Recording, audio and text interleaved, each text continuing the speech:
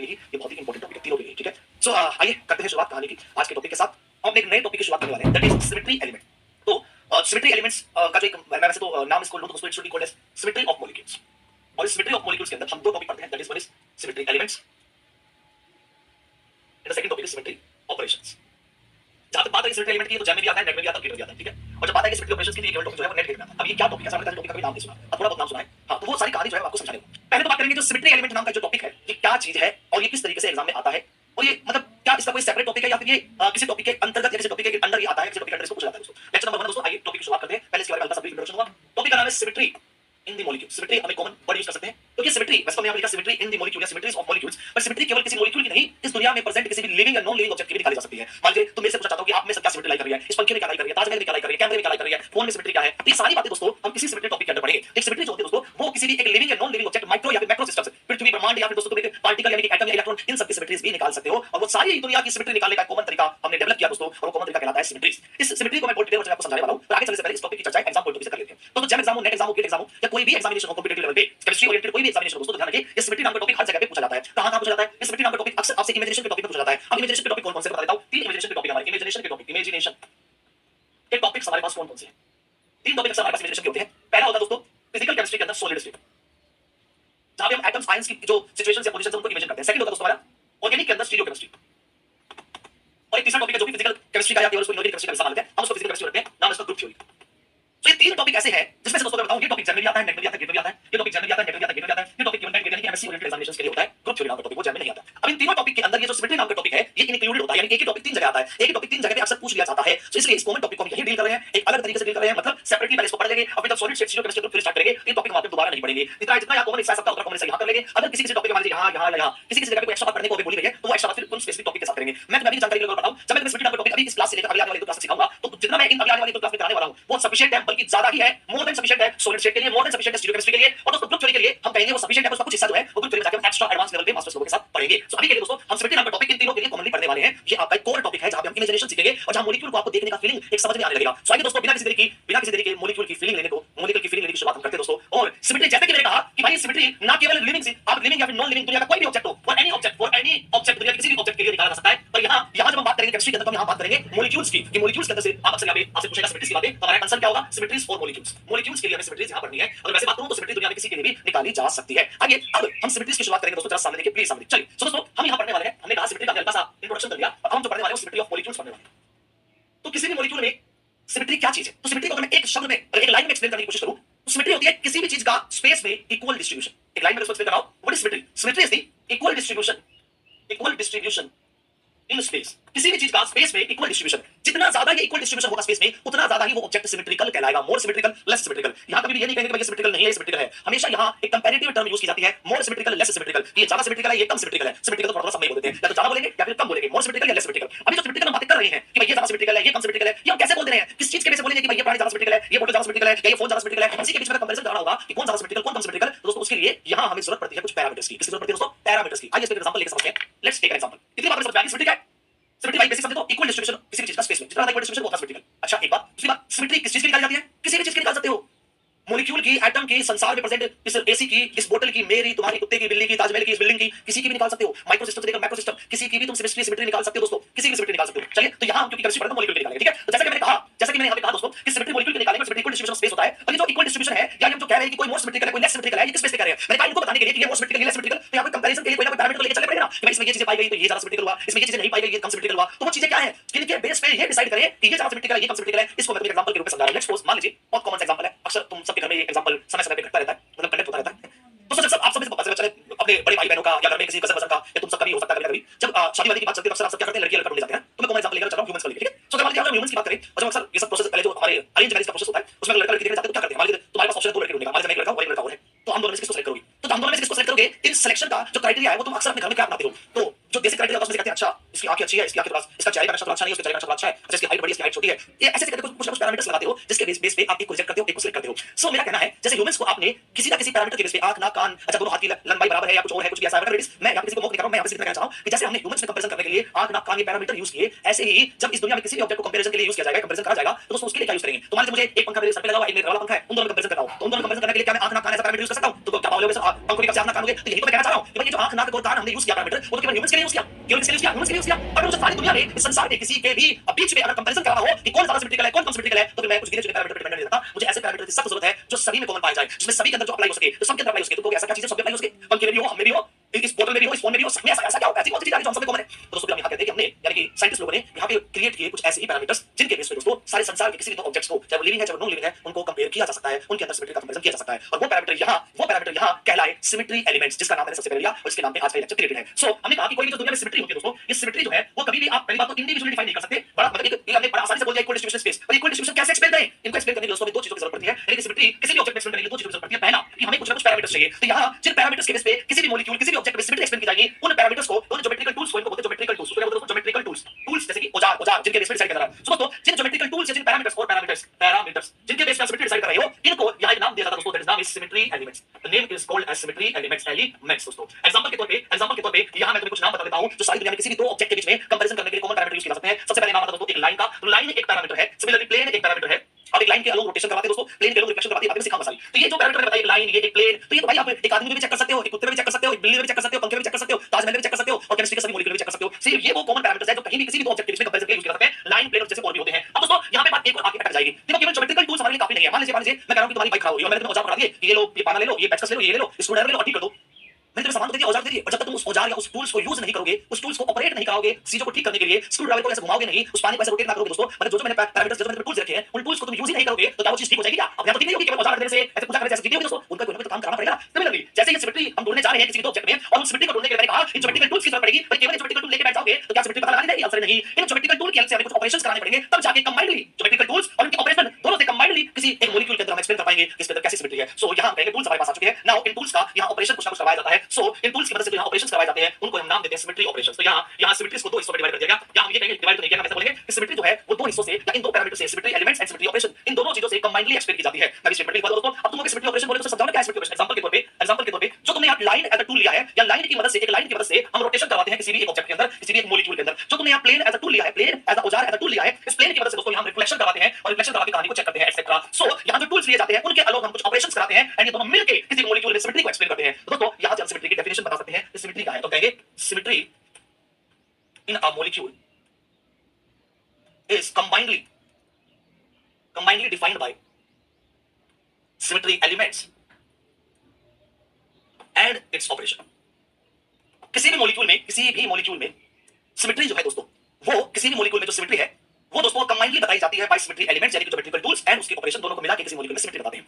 जिस ऑब्जेक्ट में या जिस मॉलिक्यूल में, लिविंग हो या नॉन लिविंग ऑब्जेक्ट कोई भी हो, जितने ज्यादा सिमेट्री एलिमेंट्स एंड ऑपरेशन के फिनोमिनन या जितने ज्यादा सिमेट्री एलिमेंट एंड ऑपरेशन पाए जाएंगे वो ज्यादा सिमेट्रिकल कहलाएगा। और अगर किसी के अंदर कम पाए जा रहे हैं सिमेट्री एलिमेंट यानी औजार और उनके ऑपरेशन अगर कम पाए जा रहे हैं दोस्तों, तो वो कम सिमेट्रिकल कहलाएगा। सो दोस्तों इन ही सिमेट्री एलिमेंट एंड ऑपरेशंस के बेस पे हम दुनिया के किसी भी दो ऑब्जेक्ट को कंपेयर कर सकते हैं। मैं अपने आप को कंपेयर कर सकता हूं ताजमहल से, एक ताजमहल को मैं कंपेयर कर सकता हूं पानी की बोतल से, एक मैं पानी की बोतल कंपेयर कर सकता हूं दोस्तों किससे? किसी भी केमिस्ट्री के मॉलिक्यूल से, या किसी भी दो केमिस्ट्री के मॉलिक्यूल को आपस में कंपेरिजन कर सकता हूं। सो हमारा कंसर्न सारी दुनिया के कंपेरिजन कराना नहीं है, हमारा कंसर्न केवल केमिस्ट्री के मॉलिक्यूल्स में जो सिमेट्री है उनको कंपेयर कराना है। तुम प्रोग्राम करा ही क्यों रहे हैं ऐसा सिमेट्री एक्सप्लेन? क्यों हम सिमेट्री को पढ़ रहे हैं? ऐसा क्या है सिमेट्री को? आप तो जबरदस्ती पढ़ा लो, मैं जबरदस्ती नहीं पढ़ा रहा हूं।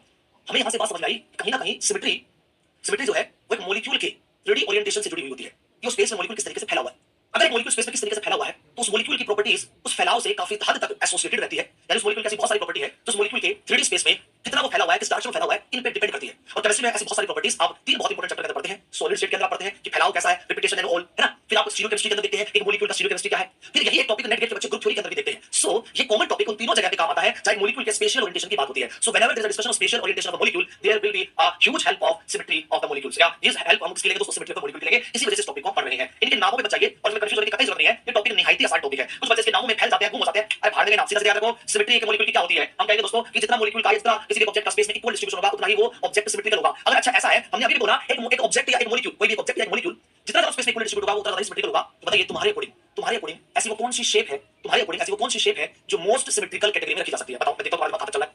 अगर तुम इस बात को पकड़ पाए हो कि कोई भी ऑब्जेक्ट, कोई भी एक शेप अगर जितना इक्वली डिस्ट्रीब्यूटेड होगी उतना ज्यादा मॉलिक्यूल स्पेस में जितना इक्वली डिस्ट्रीब्यूटेड होगा, या कोई मॉलिक्यूल भी हो सकता है, या कोई ऑब्जेक्ट भी हो सकता है, या कोई शेप भी हो सकती है। दोस्तों जितनी ज्यादा स्पेस में इक्वली डिस्ट्रीब्यूटेड होगी उतना ज्यादा वो सिमेट्रिकल होगी। तो मैं तुमसे जानना चाहता हूं कि तुम्हारी नजर में मोस्ट सिमेट्रिकल, तुम्हारी नजर में अपने पूरे जीवन में देखो कि तुमने बहुत सारी शेप्स, बहुत सारे मॉलिक्यूल्स, बहुत सारी चीजें देखी है, तो तुम्हारी नजर में मोस्ट सिमेट्रिकल चीज क्या है? बताओ बताओ, मैं देखना चाहता हूं। एक जनरल क्वेश्चन है, इट्स अ जनरल क्वेश्चन। तुम्हारी नजर में सबसे ज्यादा सिमेट्रिकल चीज क्या है? बिना इन दोनों पैरामीटर का यूज किए, बिना इन दोनों चीजों का यूज किए, केवल स्पेस बताओ, इक्वल डिस्ट्रीब्यूशन स्पेस। सबसे ज्यादा इक्वल डिस्ट्रीब्यूशन स्पेस किसने देखा है? तो अगर शेप वाइज चले, I am talking about shape.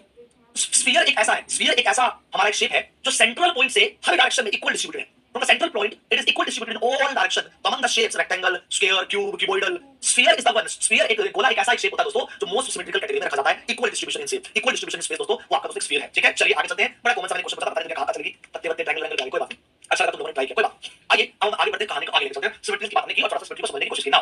अब इस सिमेट्री टॉपिक को अगर समझना है तो इन दोनों टॉपिक्स को समझना पड़ेगा। तो बता देता हूं दोस्तों, इनमें से जो ये वाला टॉपिक है सिमेट्री एलिमेंट, ये तो जेम नेट गेट तीनों में आता है, यानी कि सॉलिड शेप केमिस्ट्री दोनों में काम आएगा, ग्रुप थ्योरी काम आता है, ऑब्वियस बात है नेट गेट के बच्चों के टॉपिक पढ़ा होता है। पर सिमेट्री ऑपरेशन नाम का जो टॉपिक होता है, ये वाला जो टॉपिक है सिमेट्री ऑपरेशंस नाम का जो टॉपिक है, इसका केवल बेसिक ही जेम में है, इसका केवल बेसिक ही जेम में है। तो मैं जेम वालों जितना इन लेक्चर्स में तुम्हें कराऊंगा नेट गेट वाला पार्ट में, नेट गेट वाले बच्चों को बाद में कराऊंगा ग्रुप थ्योरी के साथ, तो यहां जितना मैं कराऊंगा वो सभी बच्चों को पढ़ना है, चाहे वो जेम का चाहे नेट का चाहे गेट का। यानी कि कहूं तो सिमेट्री ऑपरेशन वाला जो पार्ट है उसका केवल बेसिक पार्ट ही जेम वालों के अंदर आता है, और उसका जो बाकी नंबर ऑपरेशन निकालने वाला पार्ट होता है वो नेट गेट के अंदर आता है दोस्तों। और वो पार्ट हम ग्रुप थ्योरी में नेट गेट के बच्चों के साथ पढ़ेंगे। अभी हम जो पढ़ रहे हैं दोस्तों, अभी हम जो पढ़ रहे हैं और इसका केवल बेसिक पार्ट ही जेम में है। ठीक है, तो बहुत मैंने क्लियर कर दिया। यानी कि तुम लोगों को कैसे पता लगेगा, तुम लोगों को इस तरह से पता लगेगा कि भाई साहब जो मैं तुम्हें अब आज और इससे जुड़े हुए लेक्चर में पढ़ाऊंगा, आगे दो तीन लेक्चर जितने भी होंगे उसमें जो भी लेक्चर कराऊंगा वो सभी एग्जामिनेशन के लिए, चाहे वो जेम हो, चाहे वो नेट हो, चाहे वो गेट हो दोस्तों। ठीक है, जहां अलग होगा वहां मैं उन्हीं केवल बच्चों को कराऊंगा। जैसे नेट गेट के बच्चों के लिए एक लेक्चर होगा वो ग्रुप थ्योरी में कराऊंगा, इसका एक्सटेंडेड लेक्चर एक लेक्चर होगा वो ग्रुप थ्योरी में कराऊंगा, तो वो यहां तुम्हें नहीं कराऊंगा। तो यहां अगले आने वाले दो तीन लेक्चर वो केवल दो तीन चार पांच लेक्चर है, दो तीन चार पांच लेक्चर वो केवल जो है वो केवल जो है वो जेम नेट गेट होगी, सभी को लेने हैं, चाहे वो जेम का हो, चाहे नेट का हो, चाहे गेट का हो, इसमें कोई दिक्कत नहीं है, कोई डाउट नहीं है। तो आइए, जिसमें कोई डाउट नहीं है, यानी कि मेरे आगे वाले लेक्चर सबको लेने हैं, तो दोस्तों आप सब टेंशन फ्री होकर इस लेक्चर को देखिए, सुनिए और पढ़िए दोस्तों प्लीज। जैसे कि मैंने कहा, कोई भी आप अपने मन के अननेसेसरी क्वेश्चन को यहां डालिए। भाई मैंने कहा कि आपको कोई भी एक्स्ट्रा बात करनी है तो लेक्चर की लास्ट में बात करिए। Do not comment any unnecessary things right now because we are learning right now. हम पढ़ रहे हैं तो इस समय केवल पढ़ाई की बात की जाएगी। ओके, टॉपिक कब खत्म होगा कब नहीं खत्म होगा मेरे पे डिपेंड करता है। तुम बस पढ़ो, तुम्हारा काम है पढ़ना,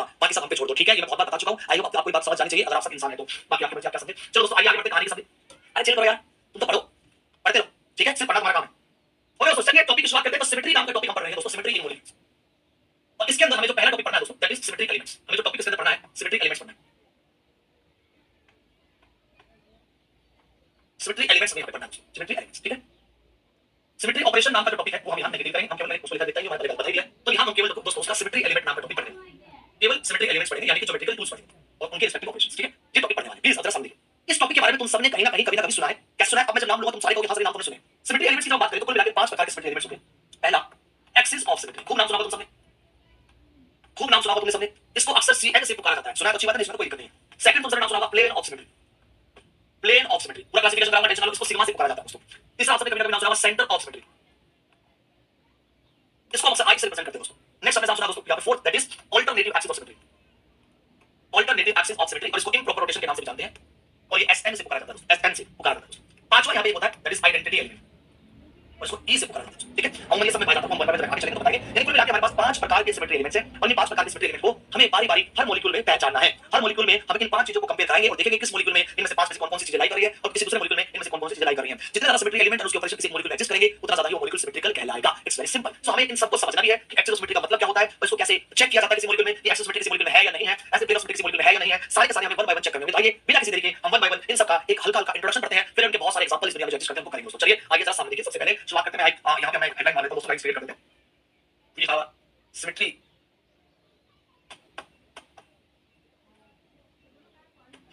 यहां आ जाएगा उसकी रिप्रेजेंट एब्रिविएशन, यहां आ जाएगा उसकी रिप्रेजेंटेशन, यहां आ जाएगा उसका ऑपरेशन। ठीक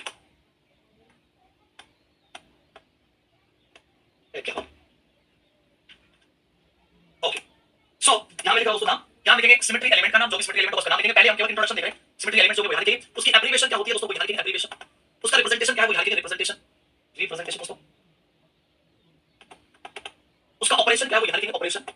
उसके एग्जांपल को यहां एक एक एग्जांपल पहले समझेंगे, फिर डिटेल में बहुत सारे एग्जांपल्स करेंगे। पहले एक एक एग्जांपल से जस्ट उनका मैं इंट्रोडक्शन दे रहा हूं। मल्टीपल एग्जांपल आगे आने वाली क्लास में बहुत सारे आएंगे, इतने सारे आएंगे कि तुम्हारी जिंदगी से इन सिमेट्री एलिमेंट्स को निकालने का जो डर होगा वो निकल जाएगा हमेशा के लिए। ऐसे ऐसे तरीके से समझाऊंगा, कुल मिलाकर मैं तुम्हारी इमेजिनेशन पावर को काफी हद तक काफी का बहुत इंक्रीज कर दूंगा। मतलब जिन बच्चों की इमेजिनेशन पुअर है, वीक है, टेंशन ना लो, तुम बेफिक्र हो। मेरे इस सिमेट्री एलिमेंट नाम के टॉपिक के बाद तुम अपनी इमेजिनेशन में बहुत ज्यादा इंप्रूवमेंट देखोगे, सिखाऊंगा मैं, टेंशन ना लो, तुम बस पढ़ते रहो। सो आइए अपने पहले सिमेट्री एलिमेंट के साथ आगे बढ़ते हैं। नाम है एक्सिस ऑफ सिमेट्री।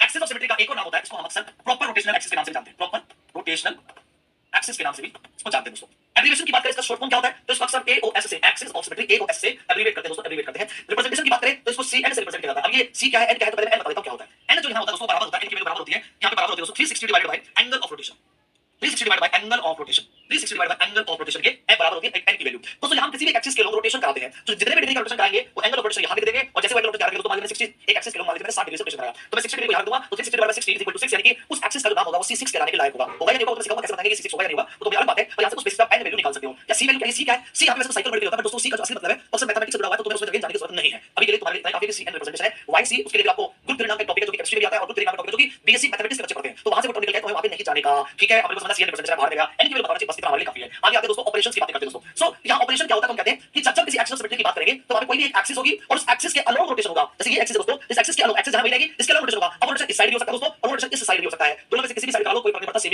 चीज रहती है दोस्तों। सो मैं किसी भी साइड का मान लीजिए मैंने इस एक्सिस के रोटेशन इस साइड करवा दिया है, अब ये जो रोटेशन मैंने इस साइड करवाया है वो कितने डिग्री से करवाया है, जो भी डिग्री से रोटेशन कराया उसको यहां करेंगे वो n की वैल्यू वहां से निकल के आ जाएगी। यानी कि आप सीधी बात करें ये जो टूल है वो सिमेट्री एलिमेंट सारा ज्योमेट्रिकल टूल्स, तो ये लाइन एक टूल है, एक्सिस ऑफ सिमेट्री बोलते हैं, एक्सिस एक्सिस बोले तो लाइन, तो ये टूल है और इस टूल के अलोंग ऑपरेशन करना पड़ता है। तो कौन सा ऑपरेशन होता है, एक्सिस ऑफ सिमेट्री के अलोंग कौन सा ऑपरेशन होता है, तो मैं किसी एक्सिस ऑफ सिमेट्री के अलोंग रोटेशन ऑपरेशन होता है। ये एक्सिस के अलोंग या तो ऐसे रोटेट करते हैं या तो ऐसे रोटेट करते हैं। तो मान लीजिए मेरे पास ये फोन था, तो मैं अभी का एग्जांपल बहुत सारा दूंगा, इस एक्सिस के अलोंग मैंने इस फोन को रोटेट कर दिया, मैं रोटेट करके ऐसा बन जाएगा ये फोन। सो मेरा एक्सिस कह रहा है कि एक्सिस के अलोंग कौन सा ऑपरेशन होता है, तो मैं एक्सिस के अलोंग रोटेशन ऑपरेशन होता है। तो नाम देंगे what is operation, axis symmetry operation होता है या फिर rotation along axis, rotation along axis, axis के अलोंग रोटेशन होता है। इससे एक बात समझने की है, देखिए मैंने कहा एक्सिस के अलोंग रोटेशन हो रहा है, मतलब एक्सिस यही इसके अलोंग रोटेशन होगा, या तो ऐसे या तो ऐसे, एक्सिस के अलोंग रोटेशन होगा। एक्सिस का रोटेशन मत करना, एक्सिस अपनी जगह पे घूमती रहेगी, बात सही है, पर एक्सिस को ऐसा मत कर देना ऐसा या ऐसा नहीं, एक्सिस जैसी है वैसी ही रहेगी, बस एक्सिस अपनी पॉइंट पे घूमती रहेगी, ऐसे या तो इस डायरेक्शन में या फिर इस डायरेक्शन में, बस इसको मत रोटेट कर देना। तो एक्सिस के अलोंग रोटेशन, एक्सिस के अलोंग रोटेशन होता है, दैट इज द मीनिंग दोस्तों। सो एक्सिस के अलोंग रोटेशन होता है, उसको सिंपली रोटेशन भी बोल सकते हैं। एक नंबर में ये भी पूछ सकता है कि बताइए एक्सिस ऑफ सिमेट्री का इनमें से कौन सा ऑपरेशन होता है, तो कहेंगे रोटेशन ऑपरेशन होता है। अच्छा ठीक है, आइए अब हम ये डिस्कस करने वाले हैं एग्जांपल के माध्यम से कि दोस्तों कब किसी एक ज्योमेट्रिकल टूल को, देखिए सुनिए, अभी एक एक्सिस की जब हम बात करेंगे तो एक नॉर्मल एक्सिस है, वो एक ज्योमेट्रिकल टूल है, वो भी सिमेट्री एलिमेंट बना नहीं है। सिमेट्री एलिमेंट बनने के लिए कुछ खिताब को पाना जरूरी होता है, कुछ कंडीशंस को फॉलो करना जरूरी होता है। तो कब एक एक्सिस, कब एक मामूली एक्सिस एक सिमेट्री एलिमेंट का अवॉर्ड लेके चली जाएगी, उस बात को डिसाइड करने के लिए यहां मैं एक एग्जांपल देके समझाता हूं। लेट्स टेक एग्जांपल, दुनिया का कोई भी लिविंग, कोई भी नॉन लिविंग, कोई भी ऑब्जेक्ट, कोई भी मॉलिक्यूल के अंदर आप ये ऑपरेशन चेक कर सकते हैं। तो मैंने क्या किया, मैंने एक इक्विलेटरल ट्रायंगल ले ली, मैंने equilateral triangle, let's suppose I am taking equilateral triangle, मैंने यहां एक equilateral triangle, I have equilateral triangle, I have equilateral triangle. जैसे मैंने कहा दुनिया के किसी भी ऑब्जेक्ट में, लिविंग ऑब्जेक्ट में, नॉन लिविंग ऑब्जेक्ट में, मॉलिक्यूल के अंदर कहीं भी, तो अभी इनिशियली समझने के लिए आसान एग्जांपल लेके चलेंगे, फिर धीरे-धीरे लेवल बढ़ाएंगे और फिर डिफिकल्ट की बात को सॉल्व करेंगे, है ना। सब हद तक पास आगे पार कर जाएंगे, इतनी आगे पार कर जाएंगे कि एग्जाम में बढ़ जाएगा, अच्छा तो बढ़ जाएगा। शुरुआत करते हैं सामने। सो मान लीजिए हमारे पास एक ट्रायंगल है और एक इक्विलेटरल ट्रायंगल है, इक्विलेटरल ट्रायंगल मतलब तीनों साइड बराबर है। मैं इस ट्रायंगल के सेंटर से एक एक्सिस निकाल रहा हूं, मैंने इसके ऊपर वाले पॉइंट से लेकर यहां से यहां तक मैंने एक्सिस पार निकाली, मैंने यहां से यहां तक उसकी एक्सिस निकाली, ये एक्सिस मैंने निकाला, दिस इज एक्सिस। ऊपर वाले कॉर्नर से लेकर नीचे बिल्कुल परपेंडिकुलर सेंटर के नीचे वाली एज के सेंटर से, हम जानते हैं इक्विलेटरल ट्रायंगल का ऊपर वाले से अगर सीधे परपेंडिकुलर होगा तो इस एज के सेंटर से पास होगी, कुछ बेसिक मैथमेटिक्स की बात है।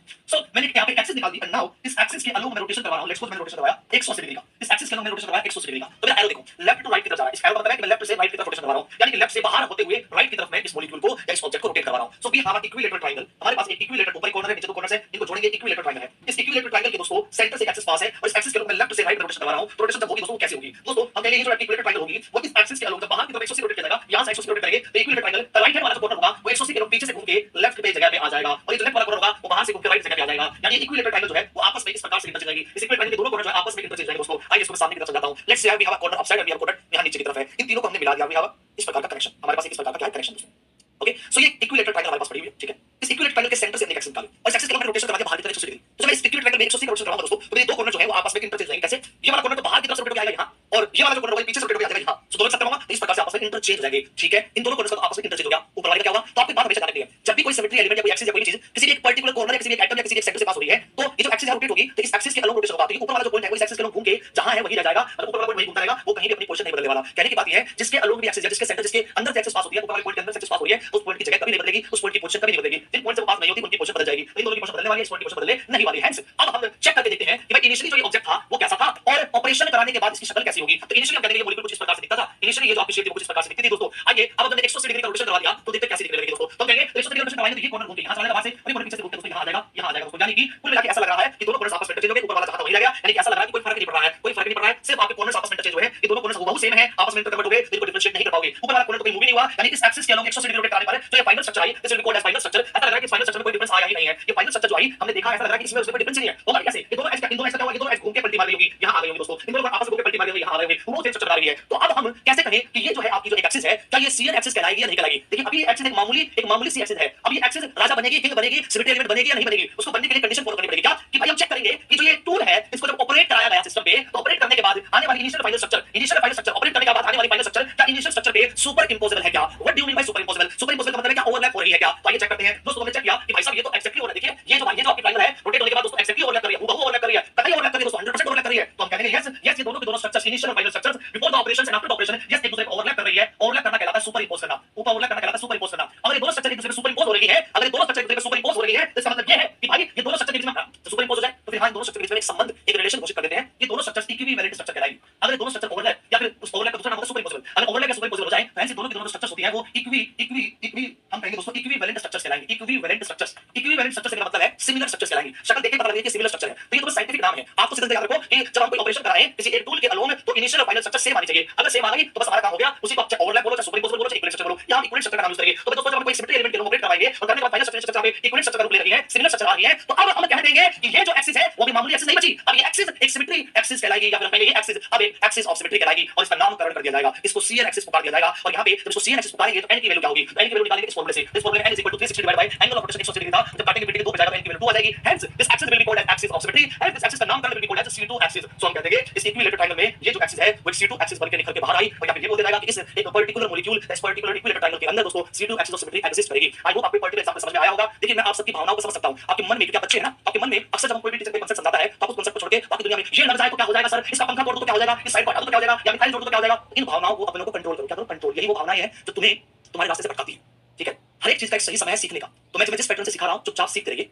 जिसका सही समय जहां आएगा वहां उस समस्या का निवारण किया जाएगा। आपको बस एक्स्ट्रा थॉट से अभी बचना है, और जैसे जैसे मैं तुम्हें कांसेप्ट सिखाता जा रहा हूं सीखते जाना है। जब आप अपनी दुनिया के सारे कांसेप्ट सीख जाए, इस प्रोसेस के थ्रू जब मैं सिखा दूं, फिर उन कांसेप्ट को किसी भी इमेजिनरी जो तुम्हारे दिमाग में इमेजिनेशन चल रही है, अरे मिठाई लगा दो तो क्या हो जाएगा, मिठाई लगा दो तो क्या हो जाएगा, फिनाइल लगा दो तो क्या हो जाएगा, वो धीरे धीरे सारी इमेजिनेशन फिर दूर हो जाएगी जब सारे कांसेप्ट को सीख जाएंगे। Till then you just learn whatever I am teaching you. क्योंकि अभी आप कांसेप्ट बिल्ड कर रहे हैं, जैसे जैसे आपके सारे कांसेप्ट बिल्ड होंगे फिर दुनिया के किसी भी मॉलिक्यूल किसी भी प्राणी के अंदर आप आराम से सारे सिमेट्री एलिमेंट्स निकाल लेंगे। ये मेरी गारंटी है। तो बताइए पहला कि क्या आपको इसका बेसिक इंट्रोडक्शन समझ में आया? किसका? एक्सिस ऑफ सिमेट्री का। 4 बातें, नाम, एब्रिविएशन, उसका रिप्रेजेंटेशन, उसका ऑपरेशन और एक एग्जांपल। ऐसे बहुत सारे एग्जांपल करेंगे, इतने करेंगे कि तुम खुद ही कहोगे सर बस करो सर, अब हम परफेक्ट हो गए हैं। सो वेट एंड वॉच। ओके, तो बताइए केवल इतना कि यहां तक की बातें आप सबको क्लियर है दोस्तों।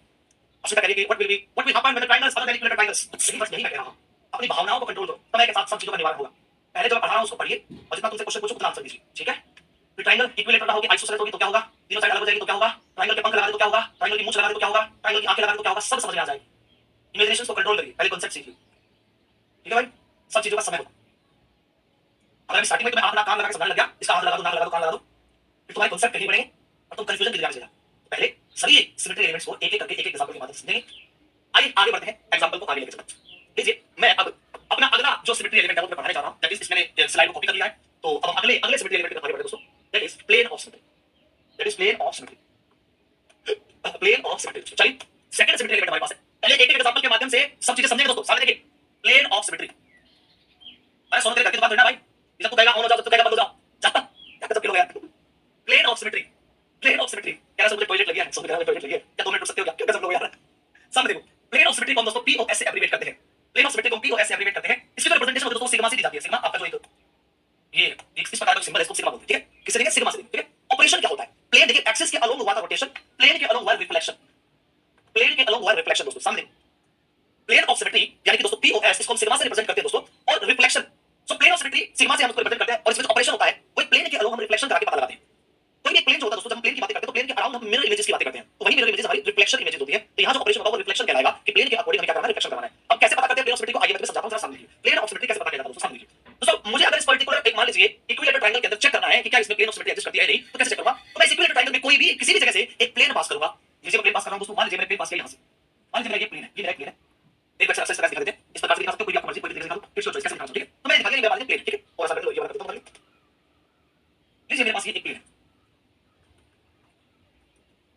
लेट्स सपोज मेरे पास एक प्लेन है। ठीक है, अब ये प्लेन जो मेरे पास एक मॉलिक्यूल से मैंने निकाला है, आप पेंसिल निकाल सकते हो, पेंसिल चेक कर सकते हो। अब आपको अगर ये चेक करना है कि ये एक मामूली प्लेन, ये एक मामूली प्लेन प्लेन ऑफ सिमेट्री यानी कि राजा कहलाएगा या नहीं कहलाएगा। अभी मामूली प्लेन है, प्लेन ऑफ सिमेट्री बनने के लिए सिर्फ कंडीशन फॉलो करनी पड़ेगी। क्या है वो कंडीशन? तो ये वो डायरेक्ट कंडीशन दोस्तों कुछ इस प्रकार से है कि जो भी प्लेन तुमने पास किया है, आप चेक करिए इस प्लेन के दोनों तरफ जो हिस्से बच रहे हैं मॉलिक्यूल के, जो भी ऑब्जेक्ट में से पास किया है उस ऑब्जेक्ट के इस प्लेन के अराउंड जो हिस्से बच रहे हैं, यानी कि जो लेफ्ट हैंड साइड और राइट हैंड साइड बच रहे हैं, लेफ्ट राइट हैंड बोल देंगे प्लेन के दोनों तरफ के हिस्से बच रहे हैं, अगर वो दोनों तरफ के हिस्से एक दूसरे की मिरर इमेज बन रहे हो, एक दूसरे को रिफ्लेक्ट कर रहे हो, तो ये जो प्लेन है वो आपका प्लेन ऑफ सिमेट्री कहलाएगा। तो आइए चेक करते हैं क्या ऐसा हो रहा है। क्या left hand side right hand side को रिफ्लेक्ट कर रही है? क्या left hand side right hand की मिरर इमेज है? Yes, it is mirror image. साफ साफ नजर आ रहा है ये मिरर इमेज। कैसे? सामने देख लीजिए भाई, ये वाला जो एज है, ये वाला एज प्लेन से थीटा डिग्री पे है, और हम जानते हैं किसी भी प्लेन से दोस्तों एंगल ऑफ इंसिडेंट मेरे पास थीटा डिग्री है, एंगल ऑफ रिफ्लेक्शन भी थीटा ही होता है। हम जानते हैं इसकी जो मिरर इमेज बनती है वो थीटा भी बनती है दोस्तों। सिमिलरली दोस्तों सपोज देखिए थीटा भी है, थीटा भी ये वाली एज है, ये दोनों एज एक दूसरे की मिरर इमेज होगी। पिंक एज की मिरर इमेज होगी। कलर वाइज बता रहा हूं, पिंक एज की मिरर इमेज होगी। एक बार थीटा को बताओ, आगे बात थीटा को नहीं बताओ तो बाय डिफॉल्ट समझना कि भाई अगर प्लेन से इक्वल एंगल है, ये दोनों जो एज बनी है, ये वाली एज इस एज की मिरर इमेज होगी। एक बात ध्यान रखिए, प्लेन के कोई चीज पास जाती है तो रिफ्लेक्शन में वो पास होगी, प्लेन से जो चीज अगर दूर होगी तो रिफ्लेक्शन में वो दूर होगी। जैसे कि इस प्लेन के पास तो ये वाली साइड इस प्लेन के बहुत पास है, रिफ्लेक्शन भी पास है। यहां इस पॉइंट पे आ गए तो ये वाला पॉइंट इस प्लेन से बहुत दूर है, ये उतनी दूरी पे यहां पे लाई कर रहा है, तो प्लेन के पास जो चीज होती है रिफ्लेक्शन पास आता है, प्लेन से जो दूर चीज होती है रिफ्लेक्शन दूर आता है दोस्तों। तो कौन सा इसका रिफ्लेक्शन ये वाली एज होगी। एंड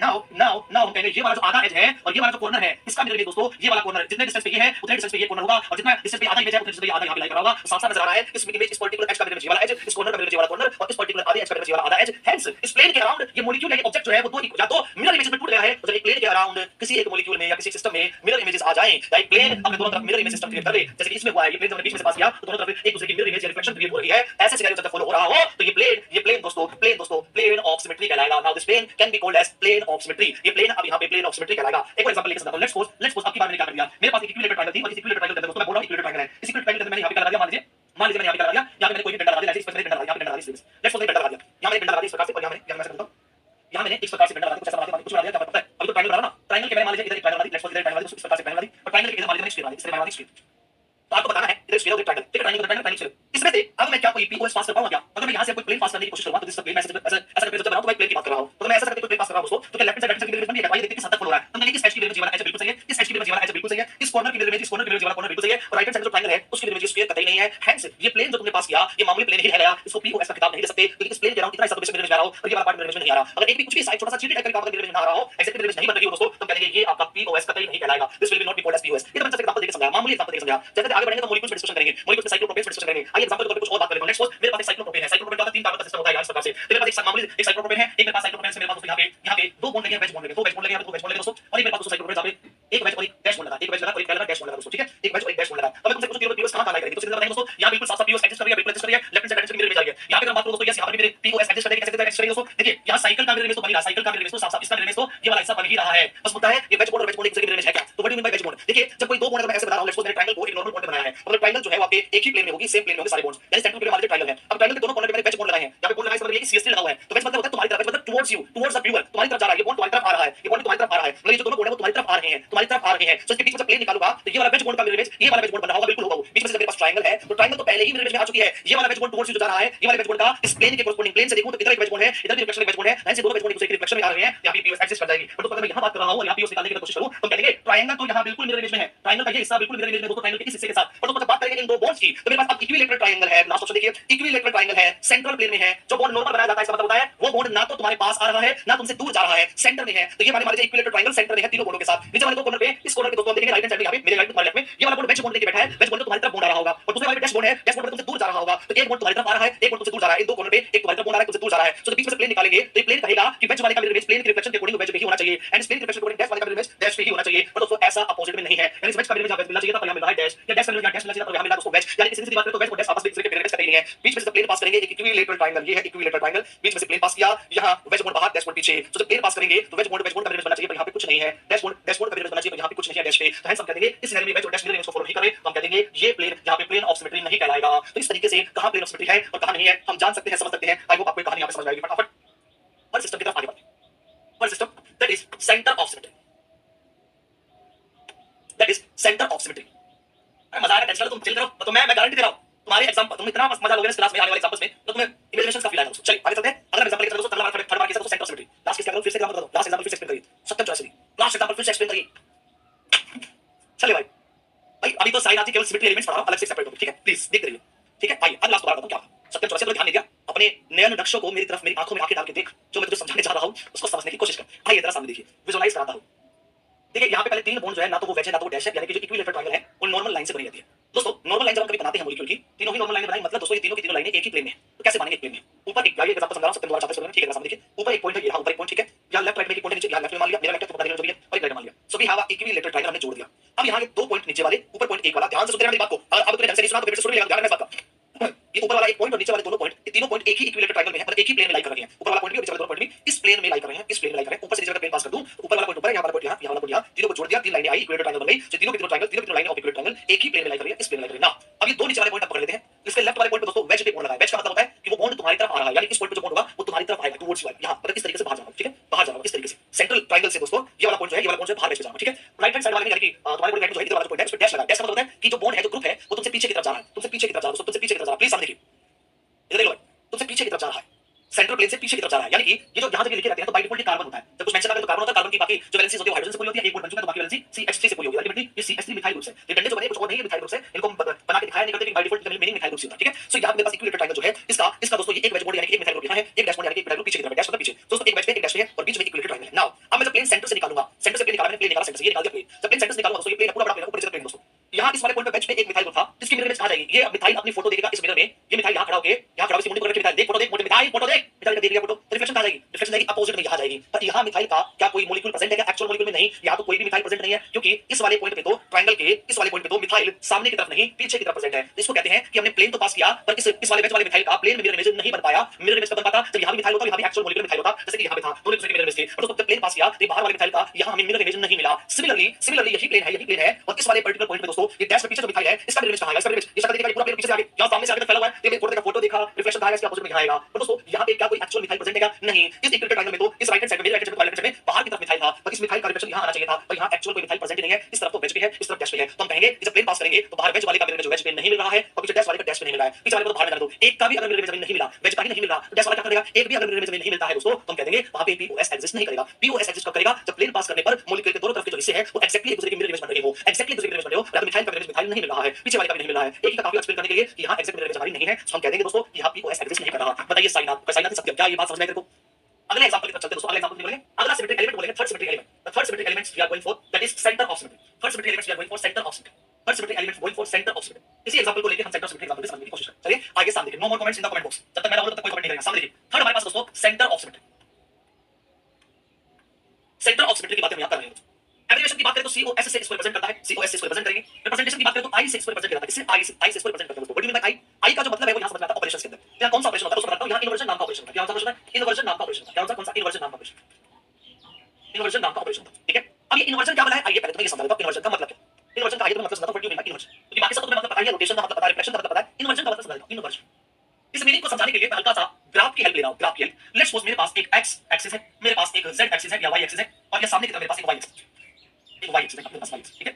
और इस x y z प्लेन में मैंने एक कोई कोऑर्डिनेट ले रखा है जिसकी जो कोऑर्डिनेट वैल्यू x y में कोई x1 y1 एंड z1 आ रही है। कैसे देखता हूं, कोई x y और z इस पॉइंट के कोऑर्डिनेट्स है, आपने कभी ग्राफ बनाए होंगे उसमें किसी पॉइंट के x y z एक्सिस के अलॉन्ग कोऑर्डिनेट डिफाइन किए होंगे, तो ये इस पॉइंट के कोऑर्डिनेट्स है, ठीक है। कैसे समझेंगे x y z को, सेंटर पे आगे ओरिजिन जो है वो ये रहा मेरे पास, इधर की तरफ जा रही है x एक्सिस, बिल्कुल मेरा हाथ जा रहा है x एक्सिस के लोग, सामने जा रही है मेरी y एक्सिस दोस्तों, और मेरा हेड जो है वो मेरी z एक्सिस है। तो x ये रही, y तुम्हारी तरफ एक्सिस है और z ऊपर एक्सिस से परपेंडिकुलर है, और इसके कहीं इस क्वाड्रेंट के अंदर यहां एक पॉइंट है दोस्तों जिसके हमने पॉइंट के कोऑर्डिनेट डिफाइन करके x y और z, यानी x की कुछ वैल्यू है, y की कुछ वैल्यू है, z की कुछ वैल्यू है, तो हमें इन्वर्जन करवाना है इस पॉइंट का। क्या करवाना है, इस पॉइंट का इन्वर्जन करवाना है दोस्तों। अक्सर स्पेशली दिखाते हैं दोस्तों, अक्सर स्पेशली दिखाते हैं मेरे पास x y z एक्सिस ये मेरी x एक्सिस है, this is my y axis, this is my z axis, ठीक है। तो यहां इस पर्टिकुलर पोजीशन पे कोई ना कोई मेरा पॉइंट है जिसका x में कुछ ना कुछ वैल्यू है, y में कुछ ना कुछ वैल्यू है और z में कुछ ना कुछ वैल्यू है, तो ये आता x y z कोऑर्डिनेट, ठीक है। तो एक x एक्सिस इमेजिन करिए, y एक्सिस इमेजिन करिए, z एक्सिस इमेजिन करिए, यहां एक ऊपर की तरफ क्वाड्रेंट मान लीजिए, इसका x y z क्वाड्रेंट का कोई ना कोई वैल्यू होगा, x में कुछ ना कुछ वैल्यू है, y में कुछ ना कुछ वैल्यू है, z में कुछ ना कुछ वैल्यू है, ठीक है। नाउ अब मुझे इस पॉइंट का इन्वर्जन लेना है, तो what is the inversion phenomenon, what is the inversion operation. Inversion कहता है कि इस पॉइंट को सेंटर से मिला दो, यानी कि ओरिजिन से मिला दो। तो मैंने ओरिजिन से मिला दिया, ओरिजिन हमारा यही था, x axis y axis z axis, ये पॉइंट था। तो पॉइंट को हमने इन्वर्जन करने के लिए पहले ओरिजिन से मिला दिया, और अब इन्वर्जन करना है तो ये कहता है कि ओरिजिन से मिला के जितना डिस्टेंस इस पॉइंट का ओरिजिन का इस डायरेक्शन में है उसी डायरेक्शन में नीचे की तरफ अपोजिट में, ऊपर से यहां नीचे जा रहा हूं ओरिजिन की तरफ, और ये पॉइंट ऊपर है ओरिजिन नीचे, तो ओरिजिन को मैंने ओरिजिन से मिलाया,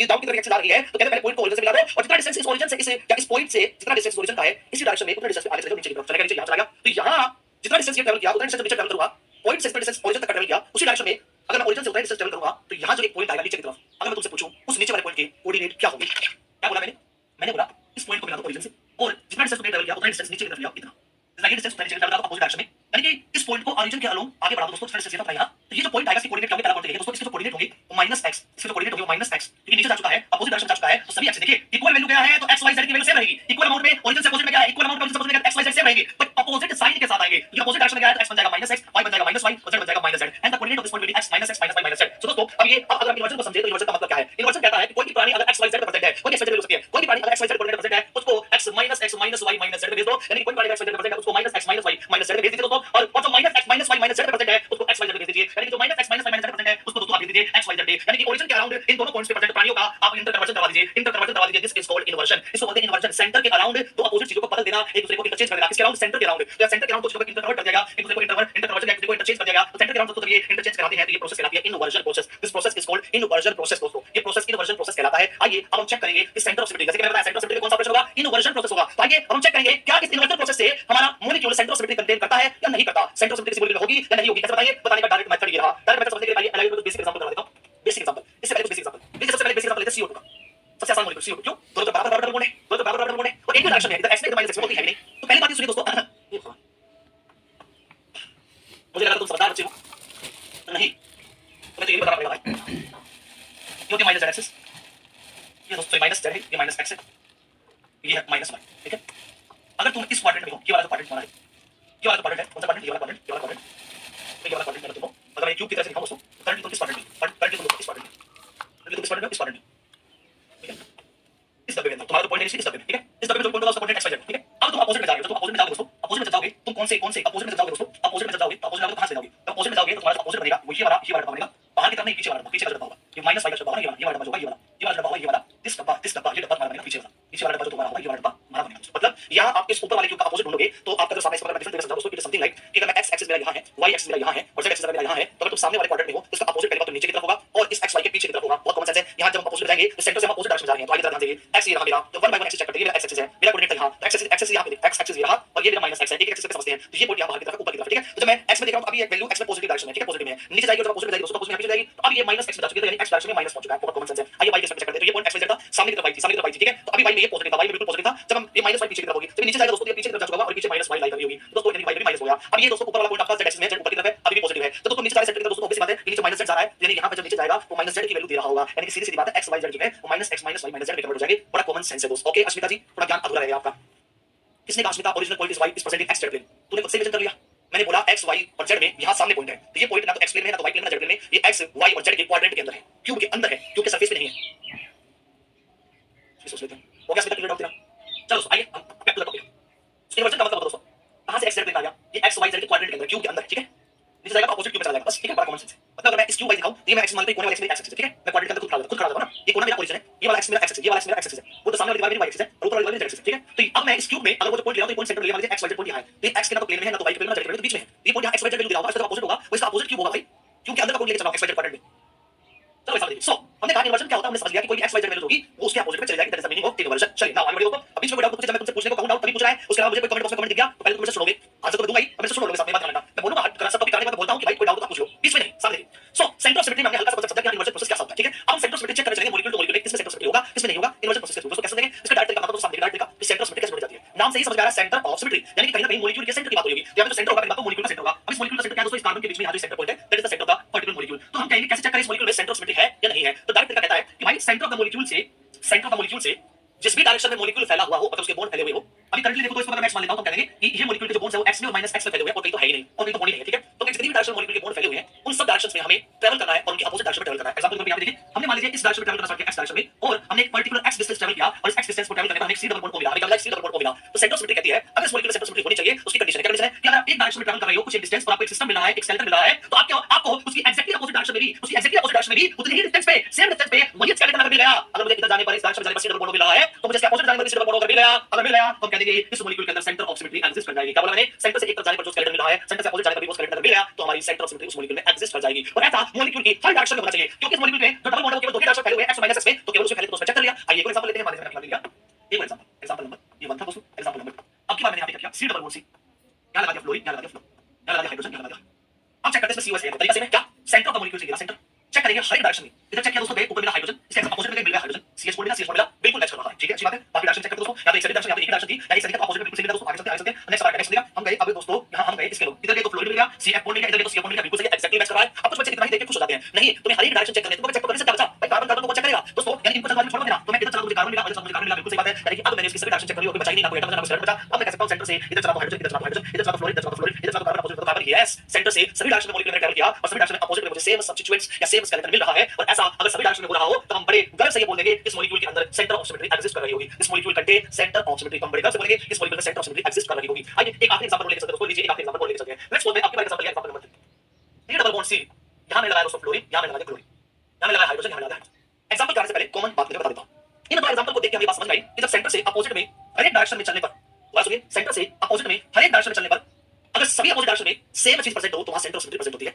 और अगर एक भी डायरेक्शन में ऐसा मिल गया, एक भी डायरेक्शन में ऐसा मिल गया, सभी मान लीजिए सभी में से एक भी डायरेक्शन में एटलीस्ट ऐसी मिल गई जहां अपोजिट में सेम चीजें नहीं है, तो वो सिंगल डायरेक्शन है, ये कहने के लिए काफी होगी कि इस मॉलिक्यूल में सेंटर ऑफ सिमेट्री नहीं प्रेजेंट। एग्जांपल के तौर पे मान लीजिए मैं हाइपोथेटिकल एग्जांपल लेके चलता हूं, हाइपोथेटिकल मतलब होता है कि मनगढ़ंत एग्जांपल, ताकि हम कांसेप्ट समझ सके। तो मान लीजिए हाइपोथेटिकल एग्जांपल समझते हैं कि मान लीजिए मॉलिक्यूल में लेट्स सपोज 100 डायरेक्शन है, मान लीजिए मॉलिक्यूल में लेट्स सपोज 100 डायरेक्शन है, क्या डायरेक्शन दोस्तों 100 डायरेक्शन है, लेट्स मान लेते हैं। और मैं कह रहा हूं कि उसमें 99 में 100 में से 99 में अपोजिट में सेम चीज आ रही है, मान लेते हैं, मान रहा है एग्जांपल है, हाइपोथेटिकल मान लिया, तो 100 में से मान 99 में 99 के अंदर अपोजिट में सेम चीज आ रही है और एक इकलौती ऐसी बची जिसमें अपोजिट में सेम चीज नहीं आ रही। तो दोस्तों सुनिए, वो इकलौती ये कहने के लिए काफी होगी कि इस मॉलिक्यूल में सेंटर ऑफ सिमेट्री नहीं है, वो 99 धरी की धरी रह जाएंगी, उनका कोई काम नहीं आएगा। एक सिंगल के अपोजिट में अगर सेम डायरेक्शन में चीज नहीं मिली तो हम कहेंगे वहां पे सेंटर ऑफ सिमेट्री नहीं है। जब हमें ये बात समझ आ गई है कि सेंटर ऑफ सिमेट्री पाने के लिए ऑल डायरेक्शन में सेम चीज होनी जरूरी है, और अगर एक डायरेक्शन में से मिल गई जहां अपोजिट में सेम नहीं है तो सेंटर ऑफ सिमेट्री नहीं होगी। तो दोस्तों आज के बाद ये नहीं ढूंढेंगे कि अपोजिट में सेम कहां आ रहा है, हम उल्टा काम करेंगे, आसान काम करेंगे, जो कम से कम चीजों को ढूंढेंगे। क्या हम ये ढूंढेंगे कि अपोजिट में सेम कहां नहीं आ रहा है, और अगर एक भी ऐसी डायरेक्शन मिल गई जहां अपोजिट में सेम नहीं है तो केवल वही डायरेक्शन ये कहने के लिए काफी होगी इस मॉलिक्यूल के अंदर सेंटर ऑफ सिमेट्री नहीं है। मतलब आज के बाद जब आप सेंटर ऑफ सिमेट्री ढूंढे तो अपोजिट में सेम कहां नहीं आ रहा है ये ढूंढने की कोशिश करें। जैसे इस एग्जांपल के अंदर हम चले, इस एग्जांपल के अंदर दोस्तों मैं कहूंगा कि मुझे देखते समझ में आ गया कि सेंटर से इधर चला तो क्लोरीन है और सेंटर से इधर चला तो क्लोरीन है, अपोजिट में सेम चीजें नहीं है, तो बाकियों को मैं चेक ही नहीं करूंगा, एक भी मिल गया बाकियों को मैं चेक ही नहीं करूंगा, एक भी डायरेक्शन ऐसी मिल गई जहां अपोजिट में सेम नहीं है तो सीधा सीधा सीधा सीधा दोस्तों इसके बारे में घोषणा कर दी जाएगी कि इसके अंदर सेंटर ऑफ सिमेट्री एग्जिस्ट नहीं करता है। फिर भले ही अपोजिट में बाकी डायरेक्शन सेम आ रहा हो उससे कोई फर्क नहीं पड़ता। तो आज के बाद आप इस प्रकार का प्रोसेस करिए और मान लीजिए कोई ऐसा मॉलिक्यूल मिल गया जहां ऐसा ढूंढने लगे और ऐसा अपोजिट में डिफरेंट डायरेक्शन वाला अपोजिट डायरेक्शन में डिफरेंट सब्स्टिट्यूशन वाला हमें ऐसा कोई मान लीजिए ऑब्जेक्ट मिला ही नहीं, तो और मतलब वहां पे सारी जो अपोजिट डायरेक्शन में सिमिलर होंगी तो वहां पे सेंटर ऑफ सिमेट्री कोशिश हो जाएगा। मतलब हमें अल्टीमेटली क्या करना है, अपोजिट में एटलीस्ट स्टार्टिंग से हमें ढूंढना है कि अपोजिट में सेम कहां नहीं है। एक भी ऐसी अगर डायरेक्शन मिल जाए जहां अपोजिट में सेम नहीं हो, एक भी ऐसी डायरेक्शन मिल जाए जहां अपोजिट में सेम नहीं हो तो वो ये कहने के लिए काफी है कि वहां पे सेंटर ऑफ सिमेट्री नहीं होगा। और अगर हमें ऐसी कोई भी डायरेक्शन नहीं मिलती है, ऐसी कोई भी डायरेक्शन नहीं मिलती है जहां अपोजिट में सेम ना होने का कारण बने, अगर ऐसी कोई भी डायरेक्शन नहीं मिलती तो मतलब सभी डायरेक्शन में सेम चीज आ रही होंगी, तो हम कह देंगे अगर सभी डायरेक्शन में सेम चीज आ रही है तो वहां सेंटर ऑफ सिमेट्री है। इस तरीके से हम मॉलिक्यूल से एग्जांपल देंगे। अगर एग्जांपल आपको समझ आया तो अब आप मुझे बताइए इस ट्रायंगल के अंदर आपको क्या लगता है कि सेंटर ऑफ सिमेट्री है या नहीं है। Check out this molecule, centre से चेक करिए कि अपोजिट में अगर एक भी डायरेक्शन ऐसी मिल रही है जहां अपोजिट में सेम नहीं है। मान लीजिए इस मॉलिक्यूल की बात करें, इसकी ऑब्जेक्ट की बात करें, सेंटर यहां ले लिया, तो सेंटर से चेक करिए कि अपोजिट में कोई भी ऐसा स्केलेटन है जो सेम नहीं आ रही हो। अगर एक भी ऐसा स्केलेटन मिल जाए तो कह देंगे, एक भी ऐसी डायरेक्शन मिल जाए जहां अपोजिट में सेम नहीं है तो कह देंगे इसके अंदर सेंटर ऑफ सिमेट्री नहीं होगी। और ऐसा हमें अगर मान लीजिए कोई भी ना मिले, मतलब अगर सब जगह अपोजिट में सेम चीज मिल रही हो तो कह देंगे सेंटर ऑफ सिमेट्री होगी। बताइए तुम्हारा क्या आंसर है, इस इक्विलेटरल ट्रायंगल के अंदर सेंटर ऑफ सिमेट्री है या नहीं। जो बच्चे ये कह रहे हैं कि इसके अंदर सेंटर ऑफ सिमेट्री है तो बच्चों को अपोजिट का मतलब ही नहीं पता। देखो कुछ बच्चे क्या कह रहे हैं कि इसका अपोजिट सर ये मिलेगा, अरे ये कब से इसका अपोजिट हो गया, सेंटर के अराउंड इसका अपोजिट ही होता है 180 डिग्री पे। अरे किसी भी ऑब्जेक्ट का दोस्तों जो अपोजिट होता है वो 180 डिग्री होता है, ये भी तुम्हें समझाऊंगा आज मैं। अगर मैं यहां तुम्हें खड़ा कर दूं तो तुम्हारा अपोजिट क्या है, तुम्हारा अपोजिट ये वाला डायरेक्शन है 180 डिग्री पे, तुम्हारा अपोजिट किसी भी 90 90 120 डिग्री पे होता है। यहां तुम्हें खड़ा कर दूं लेकिन क्या ये तुम्हारा अपोजिट है क्या, इस सेंटर के अराउंड क्या तुम्हारा अपोजिट है क्या, सेंटर के अराउंड अपोजिट ढूंढना होता है। तुम्हें अपोजिट का डेफिनेशन समझाऊंगा मैं। अपोजिट बोले तो दो चीजें 180 डिग्री पे पाई जाना किसी भी एक पर्टिकुलर ऑब्जेक्ट के अराउंड, सेंटर के अराउंड 180 डिग्री बात चल रही है यहां पे। अपोजिट का मतलब सेंटर अगर ये है, ऊपर चला तो मुझे एक कॉर्नर मिल रहा है, मुझे नीचे चलने पर कितना ही डिस्टेंस डिफरेंस चाहता हूं, नीचे चलने पर भी यहां कॉर्नर मिलना चाहिए था पर मुझे यहां नहीं मिला मुझे अपोजिट में कॉर्नर। अगर यहां अगर कॉर्नर है तो यहां पर भी मिलना चाहिए था, सेम स्केलेटन नहीं है, यहां डंडा है यहां कॉर्नर है तो कॉर्नर नहीं मिला मुझे यहां पे। और जब कॉर्नर नहीं मिला और एक भी डायरेक्शन में ऐसा मिल जाए जहां अपोजिट में सेम नहीं हो, एक भी डायरेक्शन ऐसी मिल जाए जहां अपोजिट में सेम नहीं हो तो कह देंगे सेंटर ऑफ सिमेट्री नहीं होगा, सेंटर ऑफ सिमेट्री नहीं होगा। आई होप आप सबको कहानी समझ आ गई। अपोजिट किसे कहते हैं, 180 डिग्री का एंगल, सेंटर के अराउंड 180 डिग्री का एंगल यही एक पर्टिकुलर सिस्टम फॉलो कर रहा है। यहां अपोजिट में एक कॉर्नर नहीं है तो कह देंगे सेंटर ऑफ सिमेट्री नहीं है। बड़ा सिंपल सा कांसेप्ट था, पता नहीं कहां किसको अपोजिट सोच रहे। अगर तुमने ये सारी कहानी कर ली है तो आइए अब आप सबके लिए कुछ क्वेश्चन है, वो क्वेश्चन आइए हम यहां लिख रहा हूं, वो क्वेश्चन मैं तुम्हारे यहां लिख दे रहा हूं। लीजिए क्वेश्चन आपके सामने, इधर देखिए। From where to practice this question of this part? मैं कराऊंगा पहले मैं, ओके? तो मैं कराऊंगा फिर मैं तुम्हें असाइनमेंट दूंगा, प्लीज मॉडिफाई इसका वो करना प्लीज यार, प्लीज समझदार बनो यार सारे बच्चे प्लीज। यार बीएससी के बच्चे हो, मैंने एक बात बोल दी कि जब मैं पढ़ा रहा हूं तो डोंट कमेंट एनीथिंग एक्स्ट्रा, जब मैं एंड करूं तब बोलना प्लीज। कम से कम ये बात समझ जाओ यार, कितनी बार बोलूंगा, शो सम वो कहते हैं योर क्लास, आपकी डिसेंसी दिखाइए मुझे। इंसानों की तरफ से मैं बात समझा रहा हूं तो पता नहीं रिस्पांस किस तरीके से करेगा, सामने देख लो भाई। तो यहां we have a question, which of the following molecule, ये लो वाली जिंदगी आसान कर देता हूं और आसान कर देता हूं। लो आज का तुम्हारा होमवर्क लो, असाइनमेंट नंबर 1। समय हो चला है दोस्तों, असाइनमेंट देता हूं। असाइनमेंट नंबर 1 कोई अलग से नहीं आएगा, यही असाइनमेंट नंबर 1 है। आप सबको एबीसीडी तो आती होगी ना, आती है सबको, कोई मना मत करना। सो एबीसीडी के जो लेटर्स होते हैं, कौन कौन से लेटर्स आप सब जानते हो दोस्तों। हमारे पास ए होता है दोस्तों, बी है, अब तुम्हें ये पढ़ाऊंगा मैं, सी है, डी है, ऐसे करके हमारे पास वेरियस लेटर्स, ठीक है। सो फिर जेड तक हमारे पास बहुत सारे letters. So A B C D E F Z तक अभी हम सो मेनी लेटर्स, ओके। चलो असाइनमेंट नंबर 1 इज एबीसीडी से लेकर हमारे पास बहुत सारे लेटर्स होते हैं दोस्तों। यहां पे मैं असाइनमेंट दे रहा हूं, आप अपनी कॉपी में एक हेडिंग बनाएंगे पेज पे, ए बी से लेकर सी डी से लेकर जेड तक सारे लेटर्स लिख दीजिए। आपको जो भी कैपिटल लेटर्स और इनके अंदर आपको आज ये चेक करना है क्या एक्सिस ऑफ सिमेट्री में C2 होती है क्या इनके अंदर C2 है या नहीं है, केवल यस और नो में टेबल फिल करनी है। फिर चेक करना है प्लेन ऑफ सिमेट्री है या नहीं है।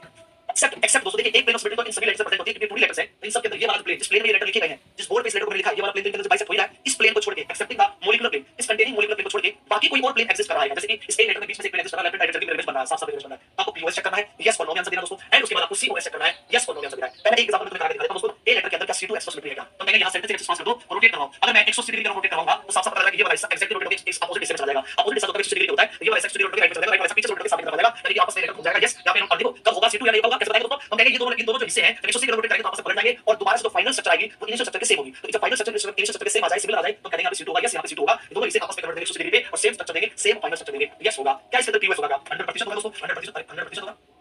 100% होगा दोस्तों, यस 100% होगा। हम कहेंगे बीच में से एक प्लेन पास कर, तो yes yes yes mirror image आ रहा है, left hand side right hand mirror image है, ये वाला हिस्सा इस हिस्से का मिरर इमेज है, मिरर इमेज है, यस यानी कि पीओएस भी होगा। क्या इसमें सीओएस होगा? क्या इसमें सीओएस होगा दोस्तों? क्या दिस मॉलिक्यूल कंटेन सीओएस? क्या तो मैंने बार-बार लिखने की जरूरत नहीं है, मैं समझाने के लिए बता रहा हूं। तुम्हें तो टेबल में केवल फिल करना है यस और नो, टेबल में क्या फिल करना है? केवल यस और नो। तो यहां पे सीओएस चेक करना, उसका सीओएस हो गया, तो मेरे सेंटर कहीं यहां पे होगा, इमेजिन करें कहीं यहां पे होगा, ऊपर गए तो एक पॉइंट आ रहा है, इसके अपोजिट में तो कोई भी पॉइंट नहीं आ रहा है, और हमें एक भी डायरेक्शन ऐसी मिल गई जहां अपोजिट में सेम ना आ रहा हो, तो बोलते हैं यहां सेंटर ऑफ सिमेट्री नहीं होगा। No, there will be no centre of symmetry. भले ही बाकी किसी जगह पे सेम आ रहा हो, उससे फर्क नहीं पड़ता, एक भी डायरेक्शन ऐसी मिल जाए, एक भी डायरेक्शन ऐसी मिल जाए जहां अपोजिट में सेम नहीं हो, अपोजिट में सेम नहीं हो, तो वहां पे हम कह देंगे दोस्तों अपोजिट में सेम नहीं हो, हम कह देंगे सेंटर ऑफ सिमेट्री एग्जिस्ट नहीं करेगा। एक भी ऐसी नहीं सेंटर ऑफ सिमेट्री एग्जिस्ट नहीं। ओके ओके बंधु, ओके। बट ये आपका एक होमवर्क है, आज आप सब बच्चे इस होमवर्क की इस टेबल को फुलफिल करके लाएंगे और केवल यस नो में आंसर देंगे। ठीक है दोस्तों, करके लाओगे, सब कुछ करके लाओगे, अपनी नोटबुक में बनाना है, अपनी नोटबुक में बनाना है। कौन सा नोट में? अभी इस टॉपिक को आप इनऑर्गेनिक बना लीजिए, इनऑर्गेनिक वाली टॉपिक हम इनऑर्गेनिक में बता रहा हूं, और ये टॉपिक आपको सॉलिड स्टेट यानी कि फिजिकल केमिस्ट्री, ग्रुप थ्योरी यानी कि फिजिकल केमिस्ट्री, और दोस्तों ये टॉपिक आपको जो आपका ऑर्गेनिक स्टीरियो केमिस्ट्री है, वहां सब जगह पे कॉमन तरीके से यूज होता है। तीनों ही टॉपिक का एक मिक्सचर है, या फिर आप इसको अपने सीएफसी चैप्टर में रख सकते हो, इनऑर्गेनिक ऑर्गेनिक फिजिकल से बाहर जो सीएफसी का टॉपिक होता है, जिसमें फाउंडेशन टॉपिक रखते हैं, फाउंडेशन टॉपिक ही है, इस फाउंडेशन टॉपिक का दोस्तों हम बातें करते हैं। चलिए, मॉलिक्यूल में एक्सेस कहीं से भी ड्रॉ कर सकते हैं, कहीं से भी ड्रॉ कर सकती है, शीतल जहां से तेरा मन करे, सीधी ऊपर टेढ़ी टेढ़ी किसी भी एंगल पे तू कहीं से भी कर सकते हैं, तेरी मर्जी। ओके ओके, सबको करके लाना है मेरा, अपनी कॉपी बनाना ए से लेकर जेड तक। इससे आपको आपकी जो इमेजिनेशन पावर है उसमें इंप्रूवमेंट फील होगी। फिर इसके आगे आने वाले जो नेक्स्ट लेवल के क्वेश्चन को मैं अगली क्लास में दूंगा, फिर और नेक्स्ट लेवल के क्वेश्चन दूंगा, फिर और नेक्स्ट लेवल के क्वेश्चन दूंगा, और अभी आने वाले 3-4-5 क्लास में इतने सारे क्वेश्चन कराऊंगा, इतने सारे डिफिकल्ट आसान से लेकर डिफिकल्ट के बाद वाले क्वेश्चन भी इतने सारे कराऊंगा कि तुम्हारी जिंदगी में जो इमेजिनेशन वाला डर है ना, वो हमेशा के लिए निकल जाएगा, हमेशा के लिए निकल जाएगा। और इस ओवरऑल टॉपिक को जो कि सिमेट्री एलिमेंट्स नाम का टॉपिक है, इसको मैं तुम्हें एक सॉफ्टवेयर के थ्रू समझाऊंगा जहां पे आप मॉलिक्यूल की 3D इमेजिनेशन भी सीखेंगे। अगली क्लास में हम खेलेंगे PUBG. It's not PUBG, it's a game of chemistry molecules. एक केमिस्ट्री मॉलिक्यूल का मैं तुम्हें अगली क्लास में गेम खिलवाऊंगा, यानी कि 3D मॉलिक्यूल इमेजिनेशन का एक हल्का सा सॉफ्टवेयर यूज करना सिखाऊंगा, और उस सॉफ्टवेयर को यूज करके आपकी जिंदगी में चार चांद लग जाएंगे दोस्तों। चलिए अगली क्लास में मिलते हैं कुछ इसके आगे के टॉपिक्स के साथ। अभी हमारे 3 सिमेट्री एलिमेंट खत्म हुए हैं, axis symmetry, plano symmetry, centre symmetry, और उनके केवल बेसिक एग्जांपल हमने किए हैं। अब एक बचा हमारे, दो बचे हमारे पास, एक अल्टरनेटिव एक्सिस सिमेट्री अगली क्लास में करेंगे, एक आइडेंटिटी एलिमेंट अगली क्लास में करेंगे, फिर इन सभी के डिफिकल्ट एग्जांपल करेंगे, बहुत सारे डिफिकल्ट एग्जांपल करेंगे, और वहां पे मैं तुम्हें उन डिफिकल्ट एग्जांपल्स को या नेक्स्ट लेवल एग्जांपल बनाने वाले हैं उनको एक सॉफ्टवेयर के थ्रू समझाऊंगा। मजा आएगा दोस्तों। धन्यवाद, मिलते हैं अगले लेक्चर में।